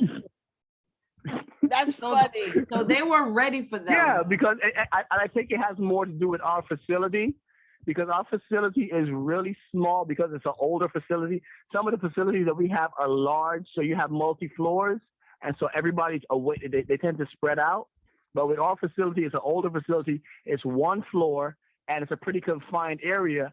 I'm going to say maybe it's one floor. The entire office structure is on, and it's maybe 50 by 50, with about a quarter of it is office, and the rest of it is 600 workers. What? Wow. And That's we like all a fly melting in and out of pot there of just constantly. hormones. Okay. I'm telling you, how Karen said it's all hormones. So Yeah. let me ask you this. No, I'm gonna get down there. I want to ask you this, Andre. All right, since y'all a close knit family, you ever have cheating within the cheating? No. Yeah. Yes. No. We've had two guys fighting it out over a girl when they found out that she was with both of them. That's what's up. And she left them both when she got a promotion to be with the boss. I call it promotion. I call it the promotion because she went up a level. Y'all need a reality show for yourself. Yo, we'd be the worst reality show ever because everybody would be traumatized at what we do. We'd be the worst. Oh my God. I gotta hook up at My Turn Radio. Y'all need a radio show by yourself. Y'all can carry a radio show by yourself. Are you serious? Yes, and this is a state agency, okay? This is a state agency. And oh my goodness. The bosses, and I mean not like low-level bosses, I mean like big bosses are all up in it. Has there been any lawsuits? Reese, ask him. Oh, have there been, girl, I'm like into this. I'm like, have there, Andre, Carol want to know, has there been any lawsuits? We've only had one girl, the guy broke up with her and she didn't want the breakup to go through. And so there's a little clause in our agency that jealous females use. If you come to work and say, well, me and this guy in a relationship and he beat me up, they're gonna pull him out of service. Basically, he's gonna be out of work until they can get the whole situation settled. And only one female has pulled that situation, and it didn't end up in a lawsuit because of, like I said, we're a state agency. They jump on it real fast and start going, wait, don't do that, because then other people got to get involved, and we don't want this getting out. And they'll squash it in a minute or find a way to make it. That's why I said the companies stay on top of that stuff. It's never gone to lawsuit stage, but it has been some really close calls. And that doesn't stop make the company say, yo, you know what? Because they can't. Well, I guess not. They can't. The most important question I have, Andre, are you guys hiring?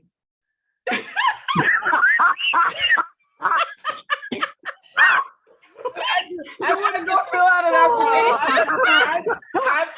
I'm asking for a friend now. Are y'all hiring?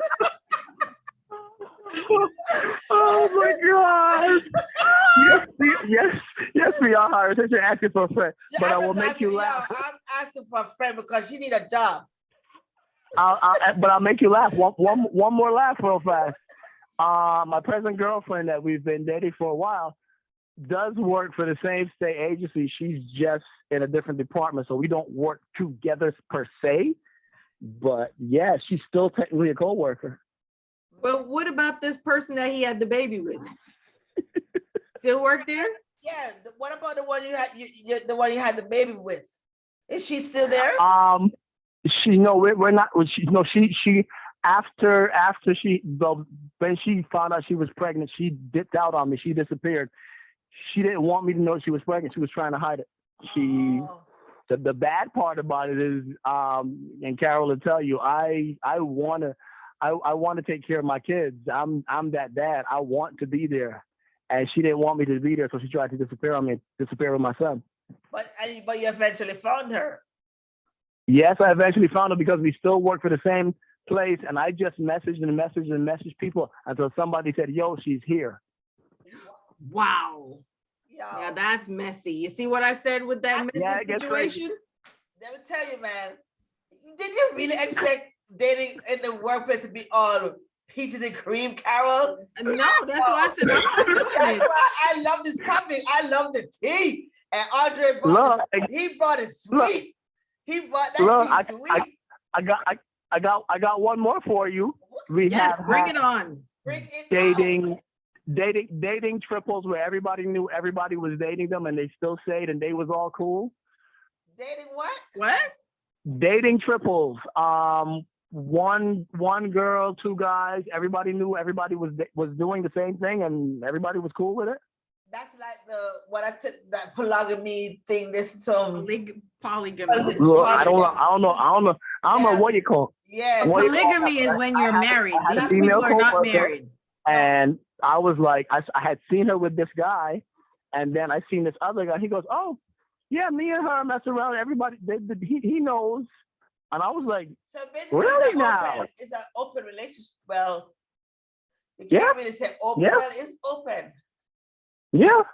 What? Yeah, and the best one yet was the recent fight in front of the depot that they covered up real fast. Yeah, that was funny. That's what I want to know about. It's like, does everybody witness all the fights? Yes. The one co-worker was talking to another co-worker out front of the depot, and I found out I didn't know that they were dating because they just didn't look like they should be together. It was like they are so opposite to each other. And the wife walked and she somehow got past security and walked in. And they were standing talking. She stepped right into the conversation. And he knew the wife was a fighter. So he grabbed the wife to like pull her away. And there went the tussle on the floor with all three of them. It was funny as hell. Oh my goodness. Well, Andre, why you happen to be there? I need to know what you look like, Cause I need to know what Andre look like because anyhow me see Andre, me running up. You understand? Trouble. Michelle said. I just happen to be. Hold on, Andre. I just happen to be the. Okay. One of the listeners are saying that you're pasa. You know what I mean? Who that? Michelle. Michelle. Yeah, Michelle. No, Andre. Andre, I don't know if you remember Michelle. Oh yeah, it got cut off. Oh yes. So Michelle knows Andre. Andre knows Michelle because we go way back to high school days in Brooklyn. No, sir. Oh my. I can't believe Andre. That's Andre. I'm back. Lost you. What happened? No, I didn't hear the term. What'd you say? Michelle said that you're a pasa. Which Michelle? This? Michelle, my old friend Clark. Michelle. Michelle. Yeah, from Wingate. Michelle Clark. Wow. Yes. She ain't my friend no more. Hey, Carol, you need to talk to Michelle for real. Stop. But what does that mean anyway? I'm not sure what that means. That means like you're spilling the tea. That's like how you say spilling the tea, that drama. That's in Jamaica. No, you know what it is that because I have been at my job for coming up on 20 years now. Okay. Oh, okay. So I am basically a senior man in there, and when stuff goes down, the people with less seniority turn to me to ask me questions. I'll go, yo, this and this is going on. What should I do, or whatever the situation may be. So all the stuff comes back to me. I'm what you call in my job they call me a mentor, which means I also, aside from doing my job, I also take care of the less senior people. I love your job. Me love your job. Trust me. So I either I see it firsthand, or I get a phone call going, yo, Dre, this and this happened, and I'm like, Lord, do I want to know the rest? Shoot, I want to know. I'll be like, come on. No time to waste. So in like a given week, how many of these ruckuses happen? No, my wife found out about my girlfriend at work. I need you to cover for me, and I'm like, what do you need me to say? All right, Andre, I want to know how many of this happens a week? Like, do you have like a time when it's quiet? No, there's never a time when it's quiet, but it jumps off during the winter even more because wintertime make people cold. They want to get warm. Oh Lord! Oh my goodness. All right. Reese, you want to be up Like in I there, said, right, Reese? with my job, it also gives you the ability to Where can give I you the apply? ability to. Where can I apply? I need some. This look like I need. Listen, man, Friday ain't doing this. If I tell the exact identity of my job, then people, I'll be on News 12 tonight. Oh my God. I cannot believe this. And 600 people, he But said, with right? the other point that makes this work with the nature of my job, we're out on the road traveling for long periods of time. So you can say I was at work all day because I work a 12-hour day. When in actuality, you took a personal day and you with your significant he's really other spilling the somewhere, beans. and nobody will ever know. What? Listen, don't be taking Because notes this week. Do not be taking any notes on all. You see that what he just said a while ago? Don't be writing no notes. It ain't no note-taking class this week. Yes. No notes this week. Don't take these notes. These notes. Put them books away. Oh my goodness. And like I said, when y'all announce the topic, I damn near fell on the floor. Oh my goodness. So does the company have any written policies? Bring the camera in and have the conversations because we got all the work. What you said, Carol? Does the company have any written policies for all of this based on everything that's been happening now? Is there any written policies by the company based on what's going on? Like they know your department. Well, like I said, there are written policies because we did have a training class to say, don't do this, don't do that.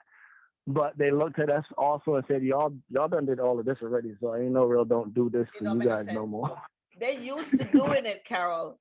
That's they're used, it's their little family.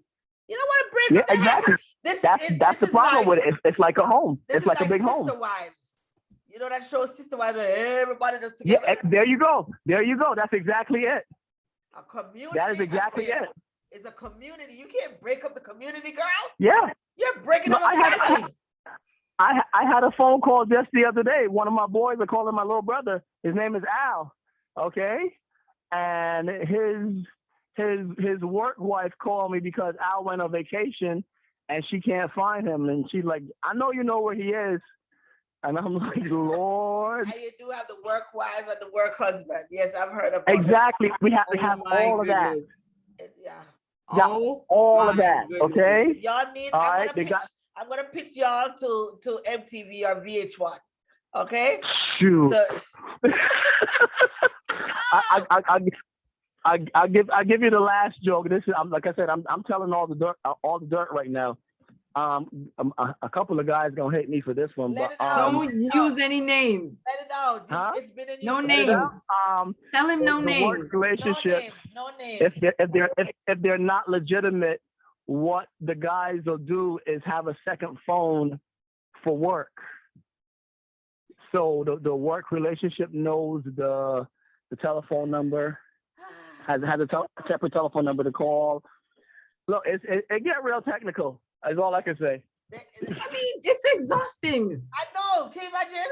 Okay, which number ringing? Girl, I can't even remember what my regular telephone number is, much less to go remember somebody's number. It's a whole job. But there's in my job, there's just serious relationships. The side chick and the wife. But in my job, there's also been a lot of good come out of this because there's also been like, we got people at work that are like too shy. They don't want to get out to meet somebody, and then end up meeting that other shy person at work. And so the two little shy ones that couldn't communicate with nobody, and now together they got married. They have a great relationship, and because they're not the outgoing type of person to go out and try to meet somebody. So it has been a lot of good that has come out of it too. I can tell you that for a fact. That is true. We got a lot of people in that I was like, you would have never met somebody if you hadn't met her at work. Yeah, it's true. It's true. In our research, we did find that if you start dating someone at work, it's fairly likely that you're going to go the distance with that person. Okay. Can you hear me, Andre? No, right? No, he's Andre. Carol was saying that if you date someone at work, it's fairly likely you're going to go the distance, like what he was just saying. If you're dating somebody at work. Yeah. Say again, I didn't hear everything. No, she's saying that you'll probably go the distance if you're dating someone at work. Because of that emotional connection. Because of the emotional connections and all of that. Because the emotional connections, it works. Well, for me, now it works better. It works better in the past. My son's mom, it worked. We had this similar work schedule. We would always have time for each other because we worked together. Okay. But my thing is, Andre, my thing is cheating on a whole, it takes time and it takes energy and everything, right? See, it must take extra energy if you're cheating at you work with your girl, right? You're working together in the same department and cheating with somebody in the same department. Like that it gets real complicated. Oh my God. Yeah. Crazy. It get real complicated. Is That's it why worth I said it? Is it worth it though? It is? No, it isn't. No, it isn't. Because I don't have that kind of energy. I'm good. I don't got that kind of energy. He got that out of his system? You got it out of your system? It ain't worth it. You got it out of your system? Huh? You got it out of your system? Carol wants to know. Oh, please, woman. That's been years. That was years ago. My son is 13. Oh, okay.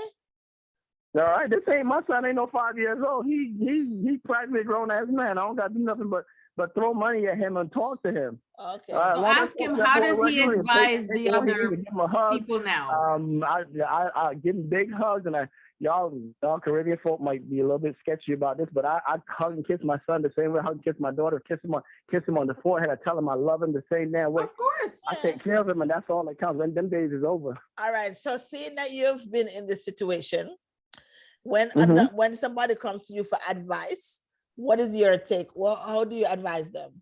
Do you let them know that I was in the situation and this is how I handle it? Yeah, this is how I don't ever put negativity into anything. So I won't say, oh, don't do that because this and this and this is going to happen to you. I'm more like the realist. I said, look, this is your choice. I'm just going to tell you what I dealt with. Okay. And let you make the final decision. But I'm never going to go, oh God, don't do that.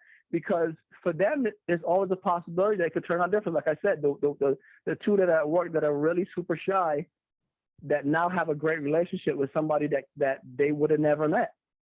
Right. Okay. Right. So it depends on the situation. It depends on the person. But I can't say, oh, don't date somebody at work, because I've seen some tremendous happiness come out of it. I know some beautiful kids, okay, that are absolutely amazing. Okay. So it's more good than drama. Yeah. If you had to ask me, I would say way more good than drama has come out of this. That's good. So yeah. I can't say no to it. Okay. I can't say no to it. And from what he's seen, what are some of the cons? I got one son, and that son came out of that relationship. All right. All right. So he has pros, but what are some cons? Based on what you've seen, what are the cons of dating in your department? The cons of dating. I'm gonna say if it's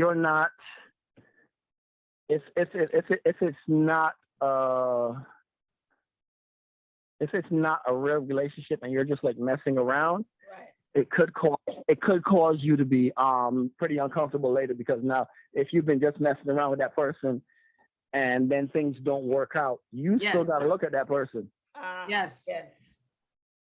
All right. And if that person didn't end in a positive side, you know how uncomfortable that's going to be.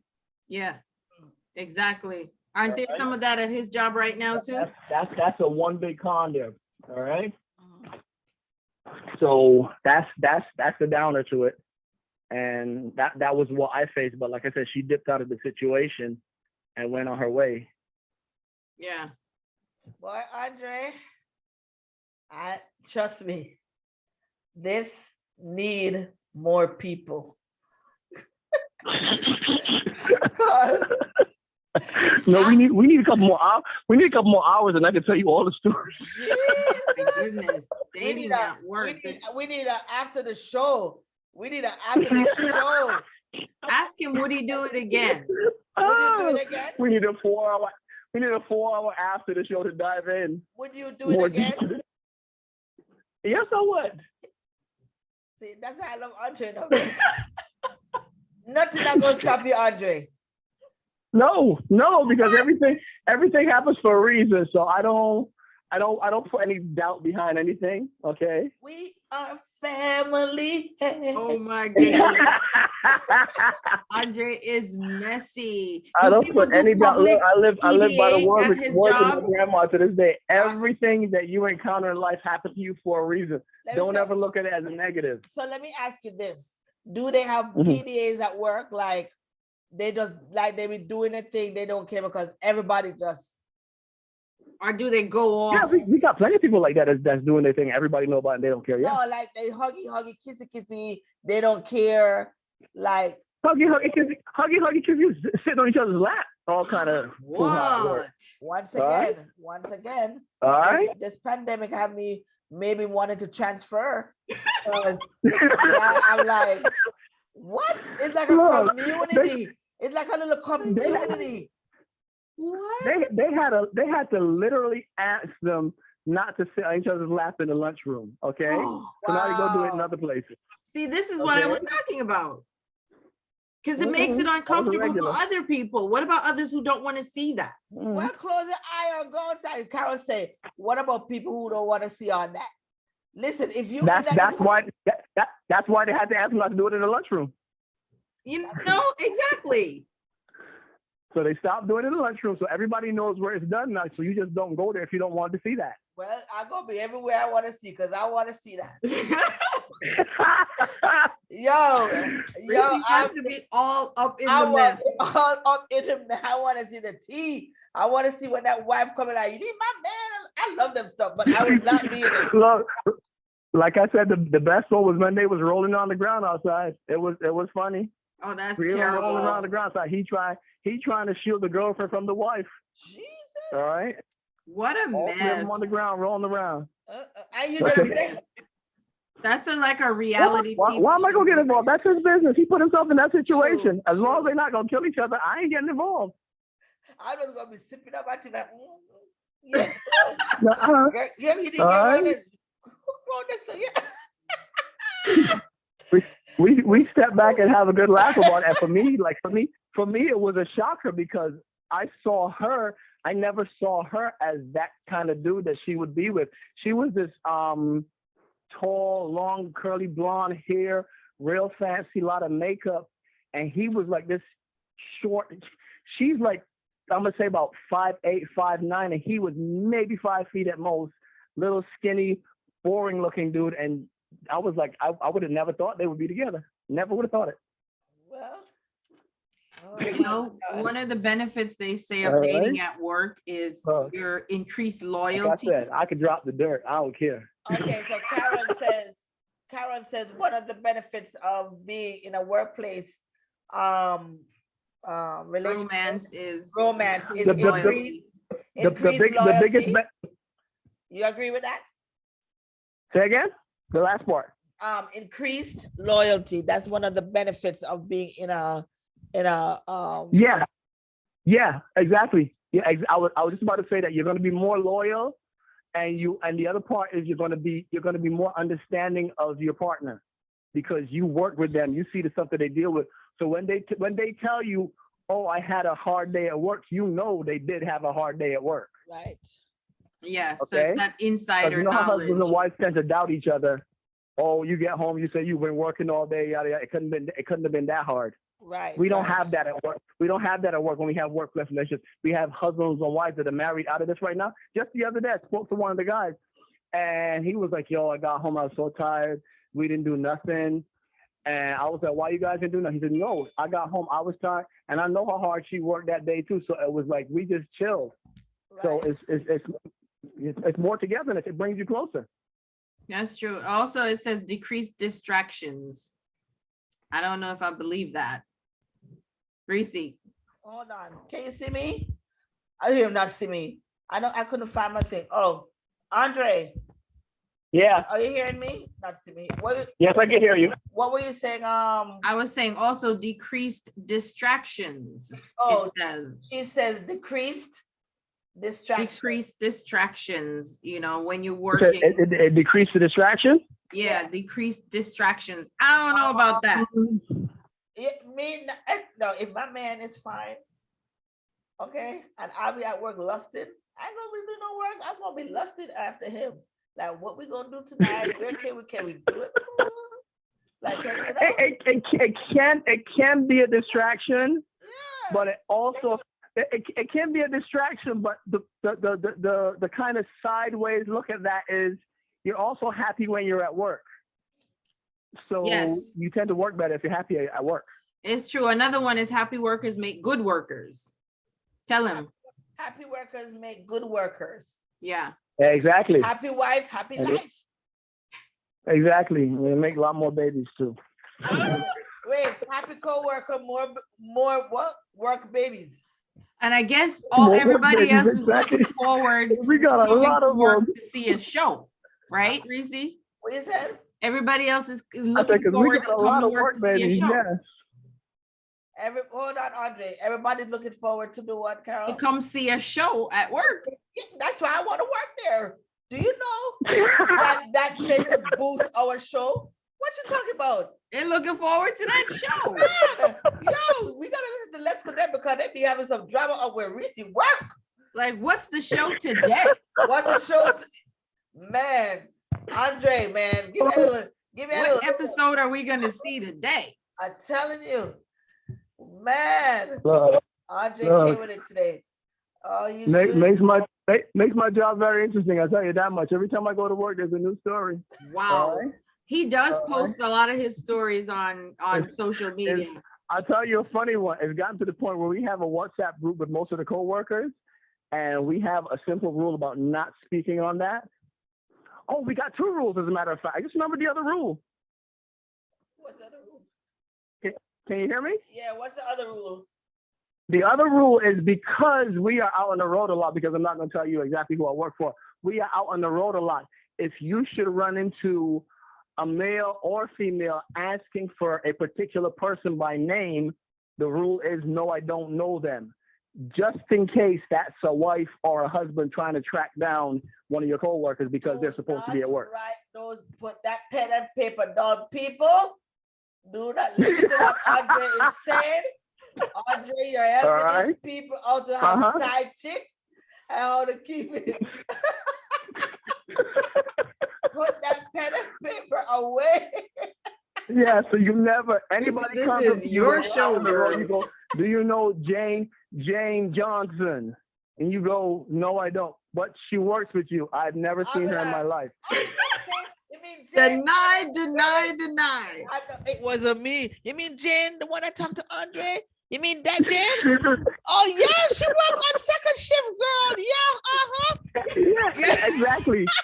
So then immediately, as soon as you can, now you get on WhatsApp and you message them, yo, there's a guy or a girl out here asking for you by name. I need you to know real fast where they are, your location, so they don't run into them.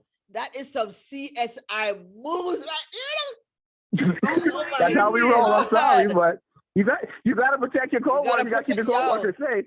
Protect the. You know how the New York police, they say to protect the blue. You got to protect. That's what we do too. That's your code. Oh my goodness, that's terrible. That's real. Listen. And it's bad because I've had to do it. I'm going straight to hell for that one, but I've had to cover a couple of times now. Wow. All right. So wait, when a new person come into your department, right? Do you tell them like, listen here, bro, this ain't no normal department. So these are the codes. Or do you feel them out first?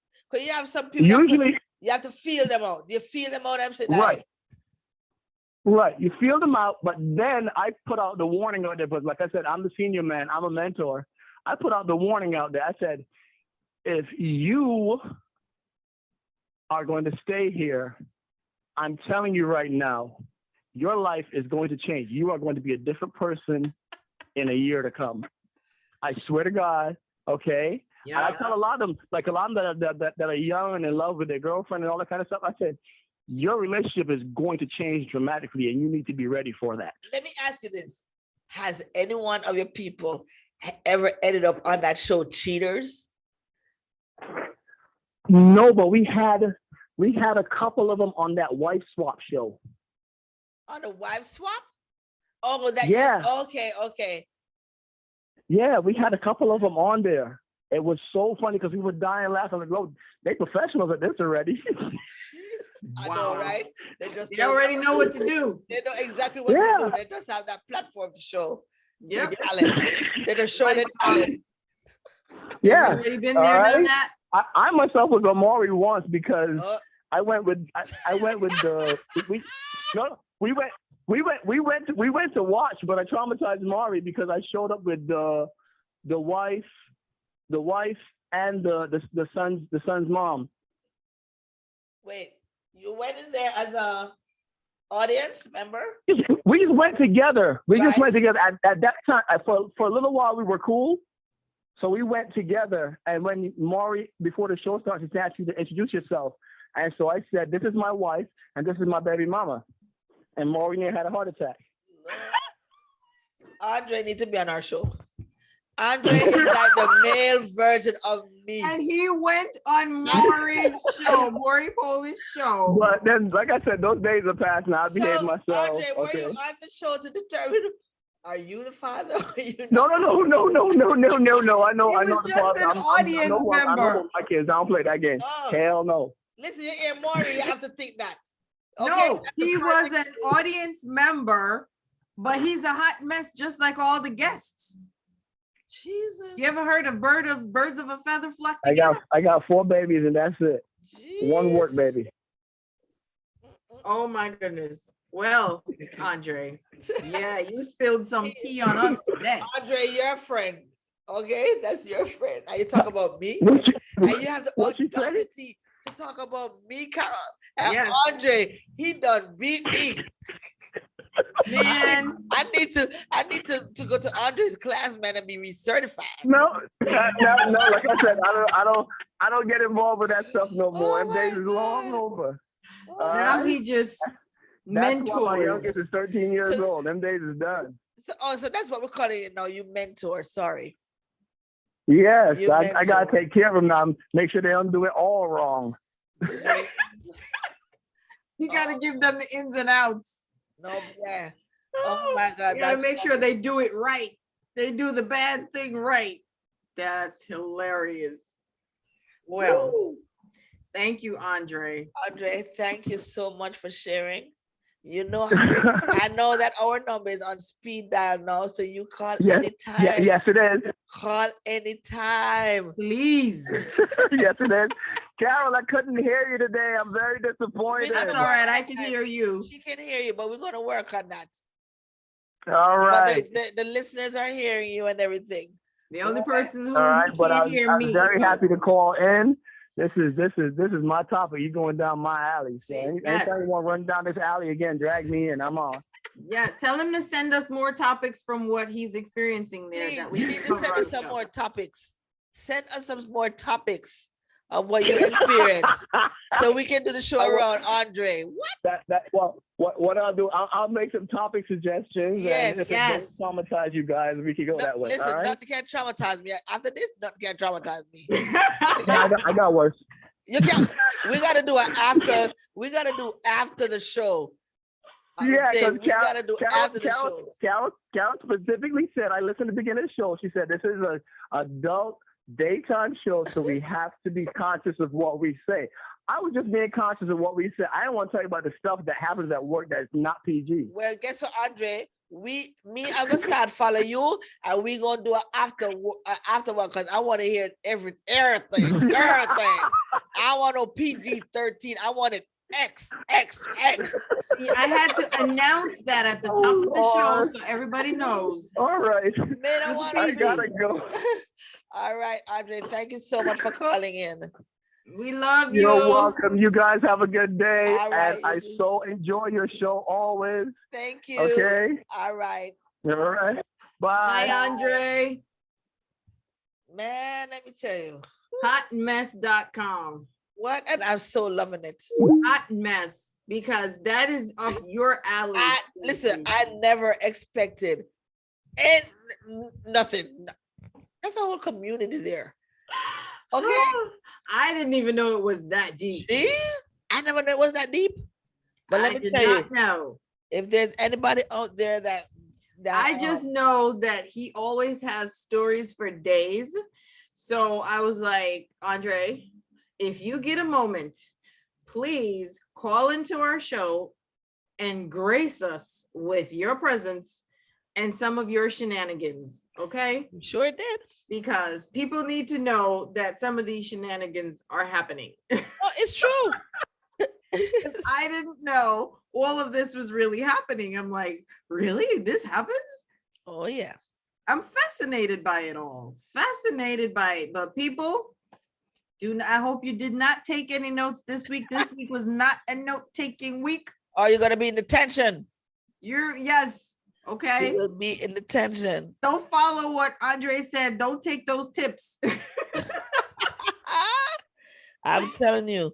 Andre was giving tips of how to get away with not being caught doing those things. I know, right? That's craziness. But if there's anybody out there that, dated anyone, you're thinking about dating someone there, give us a call, man. Carol, what's the number? The number to call us, just like Andre did, because, we love to hear the tea, is 718-925-3056. 718-925-3056. If you want to call us and spill the tea, but remember, just like Andre, please keep it PG. We're not cussing and we're not naming names, people. But yeah, man. If you got a story you'd like to tell, we'd like to hear it. Clean, please. I need a job over there. Reese. Trust me. Man, I would love to go to work every day just to see what drama gonna happen today. But see, that's not me though, because that's what I was talking about. That's exhausting and that is distracting. I shouldn't be a lawyer, because I'm in love in people's business, I love to be distracting, Reese. What are you talking about? It's like, who's got time to be all distracted like that?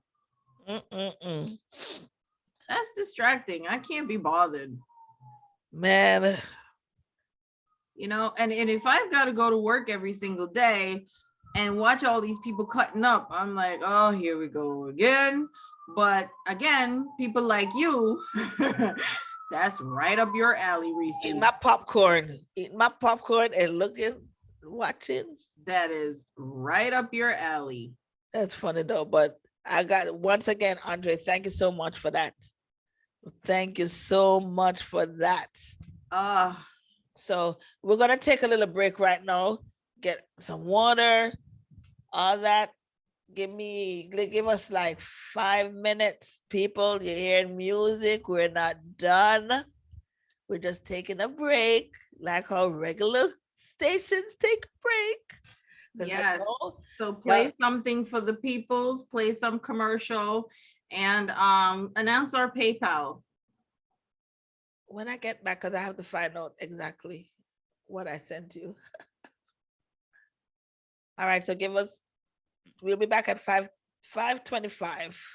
All right. All right. Don't go anywhere, everybody. Don't go anywhere. Don't leave us.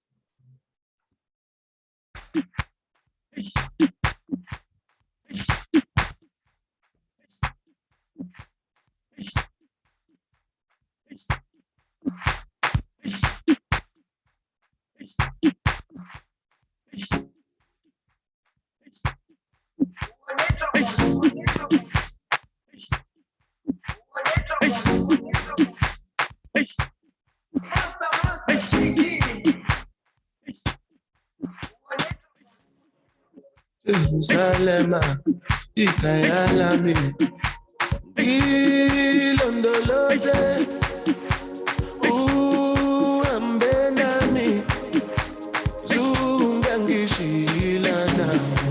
Jerusalem, ikayalami, ilondoloze, uambenami, zungangishilana.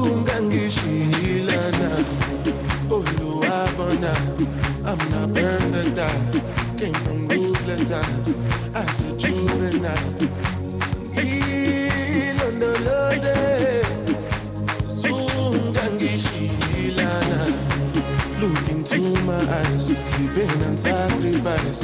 What's goes on my mind? Trying to survive. Ilondoloze, Sungangishilana. Tomaka emo wuru, oti wuru si wuru. Emi won wa mi ni guru, toju ko oju. Mi anu toju suru, time seems solo. Lati kara si guru, now to ikorodu.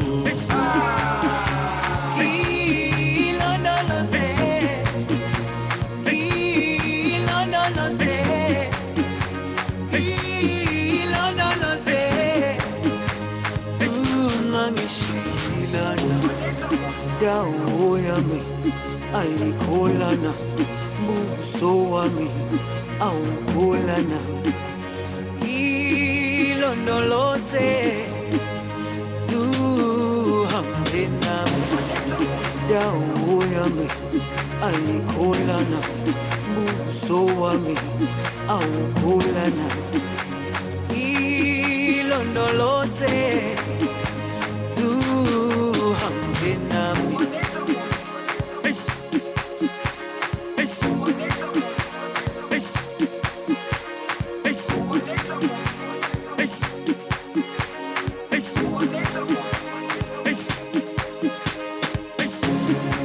Jerusalem, Ikayalami, Ilondoloze, Ambenami, Zungangishilana.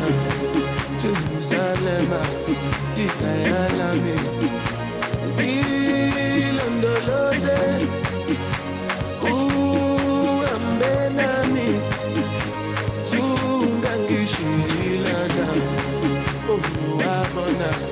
I'm not perfect, I came from ruthless times. I said juvenile. Ilondoloze, Sungangishilana. Tomaka hemo wuru, oti wuru si wuru. Emi won wa mi ni guru, toju ko oju. Mi anu toju suru, time seems solo. Lati kara si guru, now to ikorodu.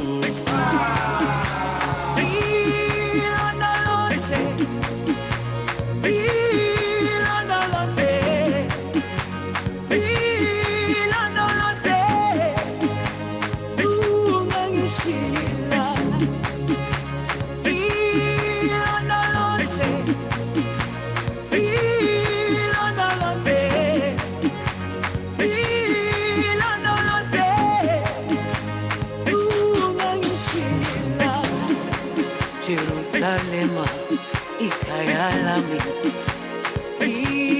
Ilondoloze, uhambe nami, zungangishilana. Jerusalem, Ikayalami, Ilondoloze, uhambe nami, zungangishilana.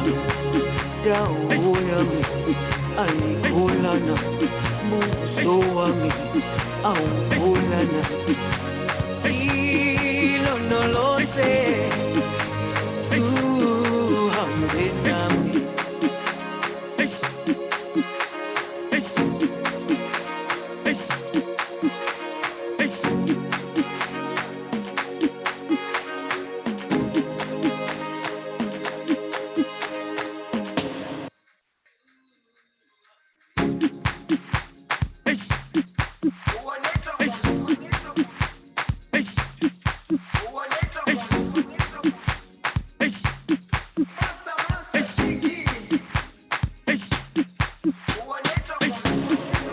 Jerusalem, Ikayalami, Ilondoloze, Ambenami, Zungangishilana. Jerusalem, Ikayalami, Ilondoloze, Ambenami, Zungangishilana. I'm not perfect,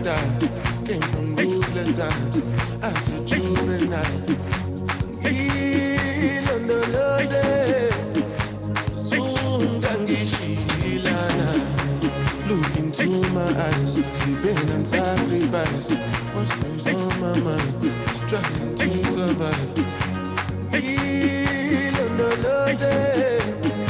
Sungangishilana tomaka emo wuru oti wuru si wuru mi won wa mi ni goro toju ko oju mi en keji soro time si mi solo láti koro si goro down to ikorodu.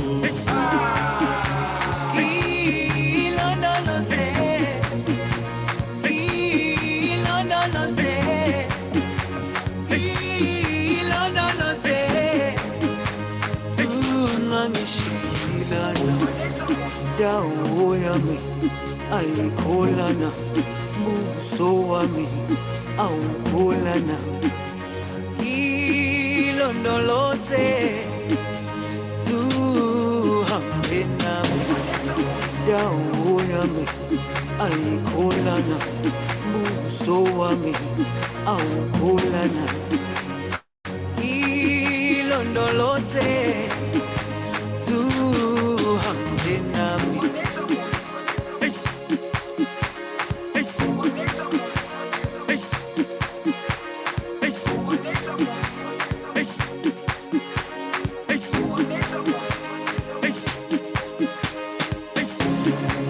Jerusalem, Itayalami, Bilondoloze, Ambenami, Zungangishilana, Abona, I'm not perfect, I came from needless times, I said juvenile, Bilondoloze, Zungangishilana, tomaka emo wuru oti wuru si wuru mi won wa mi ni goro toju ko oju mi en keji soro time si mi solo láti koro si goro down to ikorodu.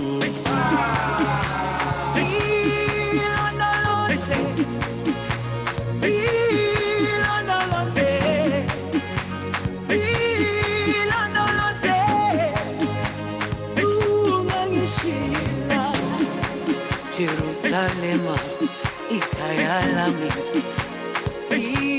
ilondoloze. Yes. Okay, we are back. We are back.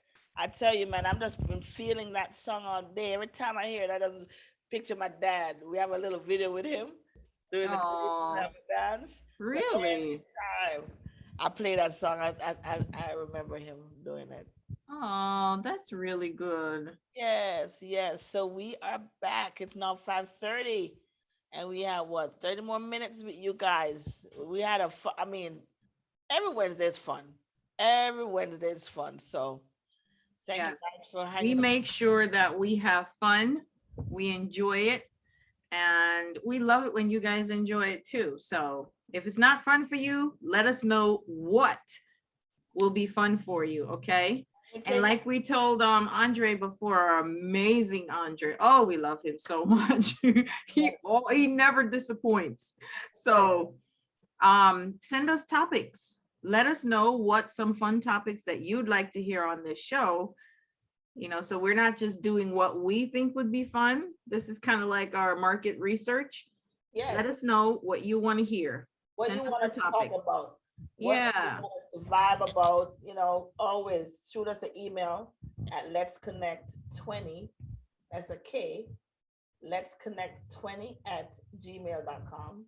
Or you can hit us up on Instagram at Let's Connect, or you can hit us up on Facebook.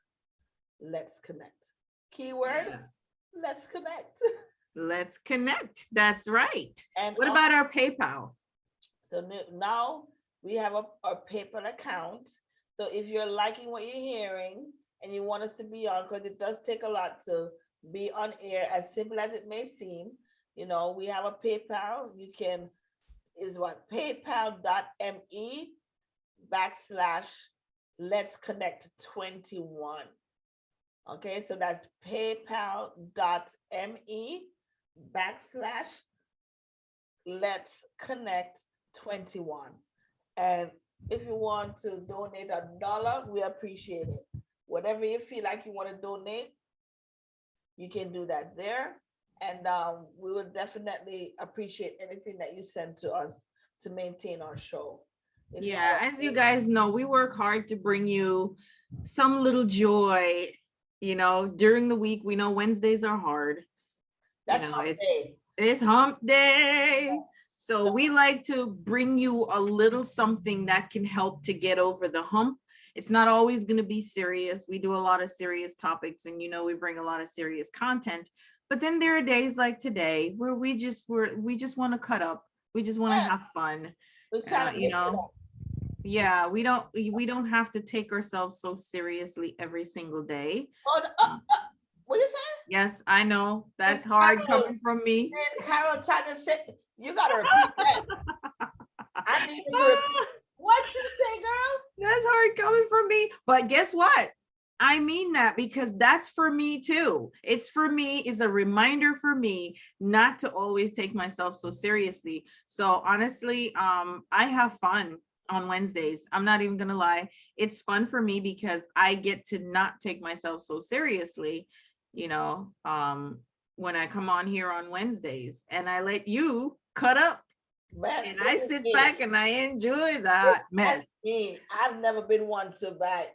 I kind of know when to take it serious and not to take it serious, but I've always been like this. That's why I look so young. That's why you look so young? I always cut the young skin. Well, that's right, girl. You have to laugh. If you can't laugh, and laugh at yourself sometimes. Yeah, it's true. You do have to laugh at yourself. You have to have a sense of humor. Yeah, have a sense of humor. I mean, yes, there's a time and place. Yes, indeed. It's true. Time and place for everything. So true. So I love Wednesdays. And we want to mix up the topics. Like, we don't want to always be dark, but at the same time, we want to cut up, but be a classic cut up. Yeah, it's not necessarily dark, but just heavy content, because we don't do anything dark, but we do have heavy content at times where it's like we talk about some serious stuff like mental health issues and whatnot, and that's not a dark topic, but it is a very serious topic, and we like to take it seriously and give it the respect that it deserves, because it's a big issue. It's a big deal for everybody who's experiencing it right now, and going through the pandemic even made it harder. So yeah, and then we have we have foolery like today. A straight up foolery. Foolishness. I would say fart. So fart foolishness. Fart foolishness. But I'm telling you, Andre needs his own show. Oh yeah. Andre is a whole mood in himself right there with all this hot mess going on. But we are here for it. Okay, because if it's happening in the world, we want to know about it. Of course. Oh my goodness. So we've come to another part of our show. Right before we close out. We're almost at the end of our show again, people. We've got another few minutes, but this is the time when we like to tell you about what we do. So Reese just gave out the PayPal information. Feel free to support us, because what we do, it does require money, and there are things that we want to purchase even for this show to take it further. We're going to be growing, we're building, we're getting more following, we're getting more eyeballs that are looking at us, and we want to do more with the show to make sure it's competitive, with others. And make it entertaining. And make it entertaining and fun. But we need money to make sure that we are bringing it to you guys, and we don't want to hassle you or anything. So we're making it completely voluntary. We're just a beg. Bottom line is, we are begging or something. Yes. So just donate whatever, like Reese says. If it's $1, feel free. Our PayPal, Reese just gave out the PayPal information. and it will be on our socials as well. So when we're done, you know, we upload the episode to YouTube. The link is going to be there as well. So please feel free to PayPal us whatever you can in support of our weekly efforts to have fun with you guys. So now, as you know, I do voiceover. If you can't tell by now, I do voiceover, and my voiceover company is called Lights Action Voiceover. Lights Action Voiceover is on YouTube, LinkedIn, Instagram, Facebook, same thing, Lights Action Voiceover. And if you're not yet doing so, please follow me on some of those, whichever one that you do have. Follow me there for new updates. I like to post new videos or, you know, new content almost weekly. I try to make sure that I put something up so you guys can see different things that I'm doing, different flavors of my voiceover. But voiceover is really adding voice to video, to just make it more entertaining, to sell whatever product you have. And, you know, I have several things in the works coming up. One of the things, Reese, I'm going to ask if you can check out the email, right? This is a project that my very first voiceover project that I did, and I'm so proud of it.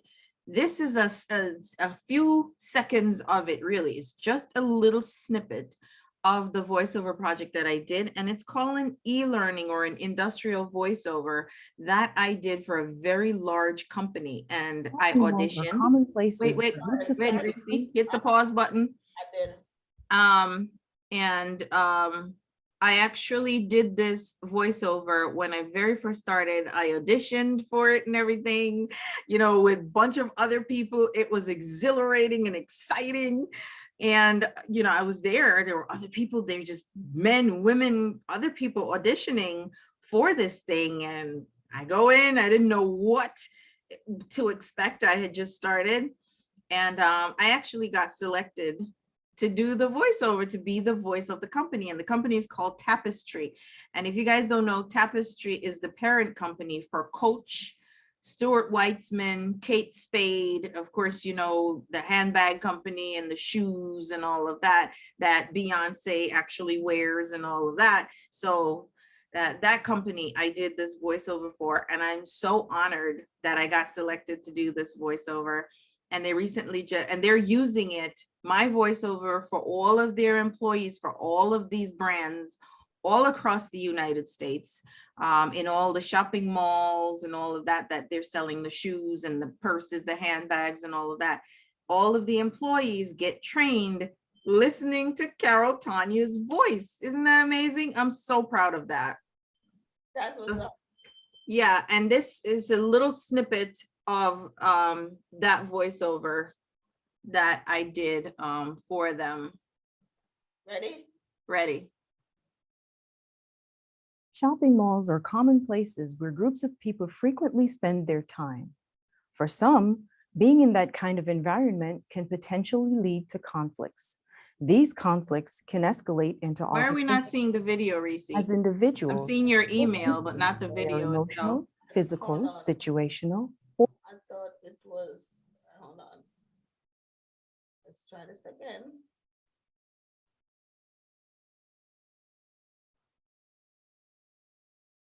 Oh, cheers.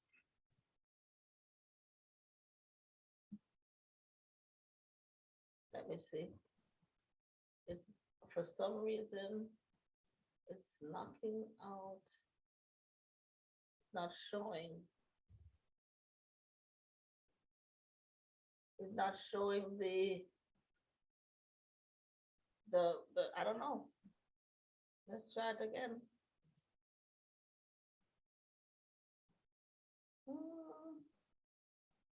Right, let's see. Share screen. I don't see where that's iTunes index. You know, when you go to the email, just instead of opening the email, just click on the PDF, the MP4 logo from there. All right, and let's see what we see, if we see it that way. Without opening No. No, you're trying to open the email. Don't open the email. Just back out. Okay. From their email, click right there where it says Carol 1 MP4. Click that. Okay, you don't have your never mind, you can't play it. Why? They can hear it. They can hear it. Okay, so let's play. Shopping malls are common places where groups of people frequently spend we're their seeing time. your email. I don't like that. Being in that kind of environment can potentially lead to conflicts. These conflicts can escalate into altercations. As individuals, we're influenced by our emotional, physical, situational, or financial conditions. Sometimes an external trigger can cause a reaction that is dangerous to ourselves and others. If you witness an altercation, your first priority is to keep everyone in the store safe. Where you are in relation to the altercation will determine your actions. So that was your first job? Yeah, first voiceover paid gig, voiceover gig I did for Coach Stuart Weitzman and Kate Spade company. So that all of their employees across the United States, that's a snippet of the training that they have to go through on a daily basis to train them on how to be in the malls, in the stores, whatever their work, wherever they're working. And I am so proud of it. That was a very long voiceover I recorded for about 5 hours of material. That's just a little snippet of what that is. And I'll put the video up so everybody can see the actual video of that. All right. Now, and what I want to do real quickly before we're ending, since these days I love doing some poetry. I see that. Huh? I see that. Oh yeah, I think it's fun. I'm liking it. This is a new thing for me. All righty. So what's the poem about today? So the poem is about, since we are on the topic of dating, I like to do something along those topics. So it's not dating at work necessarily, but it's just being yourself, you know, if you want to date, etc. So this one is just called, it's a fun piece called Jeepers, I'm Eccentric. Okay. Right? Okay, here we go. It snuck up on me gradually and smacked me from behind. Jeepers, I'm eccentric. I hope that you don't mind. I put sprinkles on my eggs and hot Tabasco in my tea. Is it odd to butter pickles? Well, maybe it's just me. I heat my undies in the microwave. Keep my doorknobs brightly shined. Jeepers, I'm eccentric. I hope that you don't mind. I'm fussy with my clothing. I wear suspenders with my shorts. Going barefoot is a no-no. I'm afraid I might get warts. I wear a mask to keep out germs that's encountered on the streets. Did you know you can get whooping cough from public toilet seats? Being single gives me freedom to do anything I please, even barking like a Saint Bernard every time I have to sneeze. I think my little habits make me ever so refined. Jeepers, I'm eccentric. I hope that you don't mind. Okay.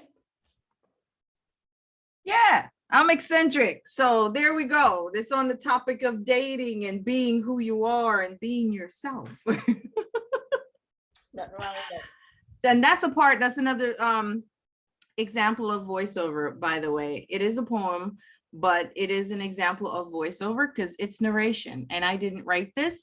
So it's just narrating something that is written.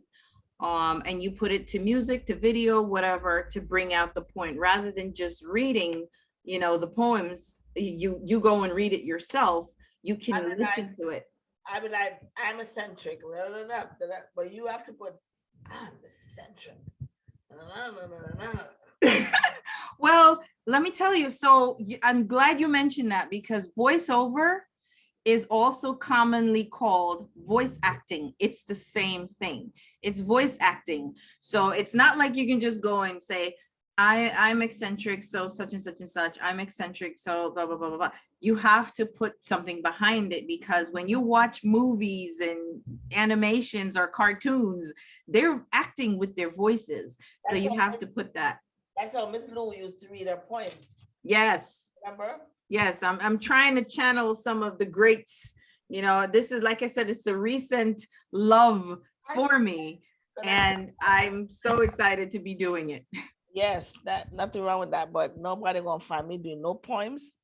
So if y'all think I'm gonna come up here and do no poems, Well, it doesn't have to only be poems, everybody. That's just another sample. I like to bring you guys different samples all the time. But one of the things I mentioned even last week is if you have a health and beauty business, etc., and you want to advertise your business, or you have audiobooks, you have a book that you want it to be done in an audiobook version, that's something that I do as well. So you have a clothing business, you make clothes, you're selling t-shirts, you have e-girl Friday business, you have a spa or something. Any business you have that you want to talk about, I can add the voiceover on top of it. Someone just recently asked me also if I do weddings. Some people do. I'm not necessarily an MC to MC a wedding, but if it's something that you're looking for a voiceover on top of a piece that you would like to play, like a video, you know, sometimes people put together a collage of, I've done that before for someone as well, for a client. So if you're putting together a collage of pictures and you want to show how we met, you know, and how our, like Reese says in all her Lifetime romances, how we met, our eyes met across the room, and butterflies and the harps play every time I see her. So you have a collage of pictures and you're looking for voiceover to put over that, and you're going to play it at your wedding. Yes, I can do that type of voiceover. All right.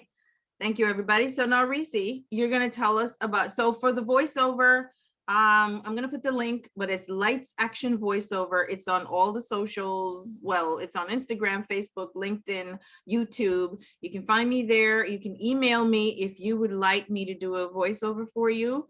lightsactionvoiceover@gmail.com. lightsactionvoiceover@gmail.com. And now Reese is going to tell us about e-girl Friday. yes. So I'm telling you, for the past couple of weeks, the work bar has been busy. Last week, A little louder. Last week, for the past couple of weeks, the work bar has been busy. Last week we had a 2-year-old party, too cute, and the 2-year-olds and their parents, they had painting with jewelry making. It was a Minnie Mouse theme, so we had that.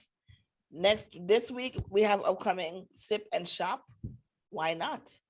Oh, I sound like Carol. Yeah. Sip and Shop. Why not? And this is where it's a pop-up shop, and we have at least, I think I have 10 vendors coming in to showcase their items.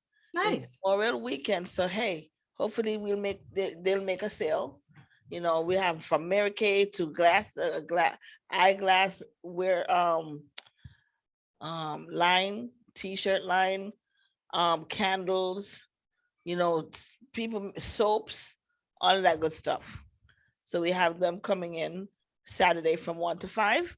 If you're in the South Florida area, it's the address is 1515 North University Drive, and it's in Suite 111. Right?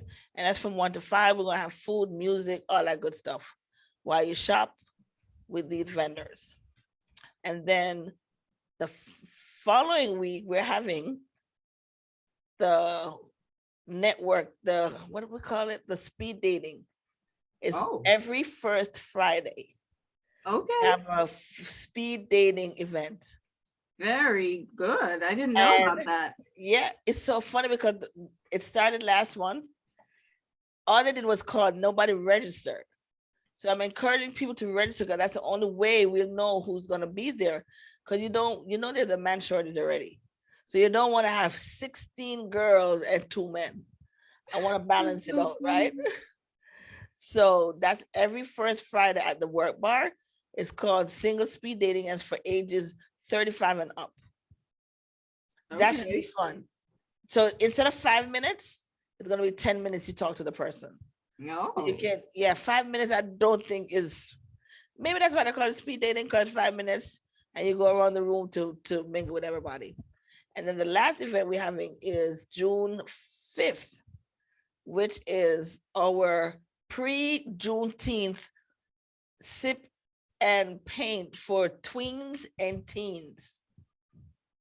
So that they're gonna come in, we're gonna have the canvas, and it's gonna be Juneteenth themed, right? So that should be fun. Kids are looking forward to that. The last one was amazing. We had to turn people back. Wow. So we had to split it up. We said, okay, let's split it up this time and see how that works. So we had the teenagers at one time, and then we have the preteens another time. So that's every third Saturday at the work. We always have something going on at the Work Bar. So if you want to see a list of activities that we're doing, you can go on Instagram at eGirl Work Bar, or you can go on the website www.egirlfridayva.com, and you'll see a list of events that are happening at the Work Bar. And remember that you guys can always book your event there as well. That's the whole reason for people to come in and see, because out of that painting party, we got 3 painting parties out of there. Yes. You know, and it comes with an instructor, so you don't have to go for an instructor. Just tell us. We have paint packages that we're creating. So if you want to have a birthday party, this is what the package would be, including the instructor and everything. Wow. So that's, and one last thing, how could I forget? We're doing summer camp. Yes, child, I'm doing it again. I did the spring break for 1 week, and now we're going to do 6 weeks of summer camp. And it's $135 a week. You register for $50. You get a free t-shirt for your little one for registering. And kids have been home with the corona. They've been stuck in the house. So now we're like, okay, so we're going to have different activities like gardening. We're going to have bounce house. We're going to have movie. We're going to have the paint. We're going to have spa day. We're going to keep them. We're going to have them reading time, because we're still going to make sure that they're engaged. So by the time they get to school, they won't forget, so we're going to have, putting in little academics there, fun academics and stuff. So once again, that would be on the website. Okay. So we gonna make eGirl Work Bar the hottest spot that people want to come to. So that's my goal. Well, it sounds fantastic. So everybody, if you're looking not just for these events, if you have events that you'd like to do, fine, you can do your events there. Book the space for your events, or it's a work sharing space. So if you're tired of being home and you're looking for someplace else to get your work done, and like something I keep saying all the time, if you have clients that you want to meet with and you can't bring these clients to your home to meet, but you're looking for a meeting space that's quiet, you don't want to meet necessarily in Starbucks or something, then this is the place for you. You book the spot to have your client meetings or something. All right. It's like a professional conference room, and it's beautiful. It's every safe, time it's I step in the room, I'm a purple girl, love purple, as you can see. Everything is purple. But when I step in this the new spot, oh my God. Every time I sing, I'm walking on sunshine. Oh, yes. good. I don't know if it's the yellow that's popping that makes me feel energetic, like, oh my God. But that's important. That's amazing, because that's what you want. You want people to feel that energy. So you gave thought when you designed the space. So you didn't just do it and just throw white walls. It's like you have color. I need color. Yeah. I need color. I cannot do black or white, or it's a plain. Yeah, so that's the whole decor that gives me that, and as you walk in, you see the big sign that says beast mode is on.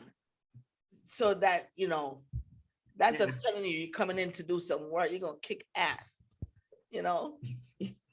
Oh, did I say it? Oh, sorry. Hello. Hey, it's the end of my show. ASS. Oh, my goodness. But that's how I feel. And Well, I come every day to work. Well, we thank you guys for listening to us and letting us come into your space, sharing time with us. We're so appreciative. Let me tell you, we appreciate you every week that you come and you hang out with us. You make us feel good. You make us feel special. And that's important, right? So we want you to continue to hang with us. We love you. We thank you for being with us another week. And we're going to be here again every Wednesday from 3 p.m. to 6 p.m. Eastern Standard Time every Wednesday on myturnradio.net or live right here on our Let's Connect Facebook page, on our Let's Connect Facebook Live. And then once we're done with our lives, the full episode get uploaded to our YouTube page, Let's Connect YouTube page. So if you've missed it, you can still go out there. Don't cry. If you missed today's show, don't worry. Go to YouTube and check us out. All right. And all the links for everything we talk about that particular Wednesday will be in the YouTube page and all of our socials, actually, on Instagram, YouTube, Facebook. It's there for you. Okay. So again, this is the show called Let's Connect, the show where you find more compassion, more empathy, and less judgment. Thank you, everybody. We love you. We will see you next week, Wednesday, same time, same place. Reese, take us out with some music. Take us. Oh, you want the music? Oh, yeah. All right. Here we go. She said music. See you, everybody. Mwah, mwah, mwah, mwah, mwah.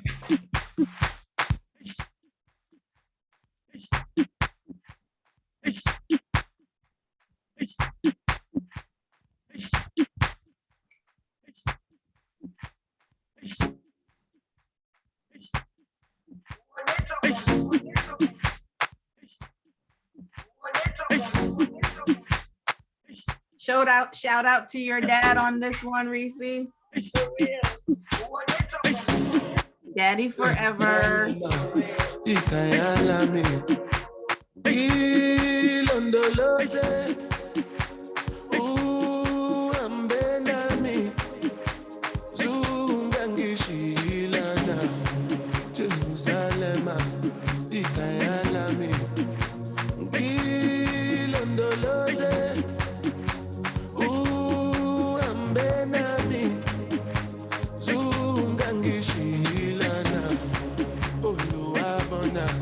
I'm not perfect, I came from ruthless times. I said juvenile.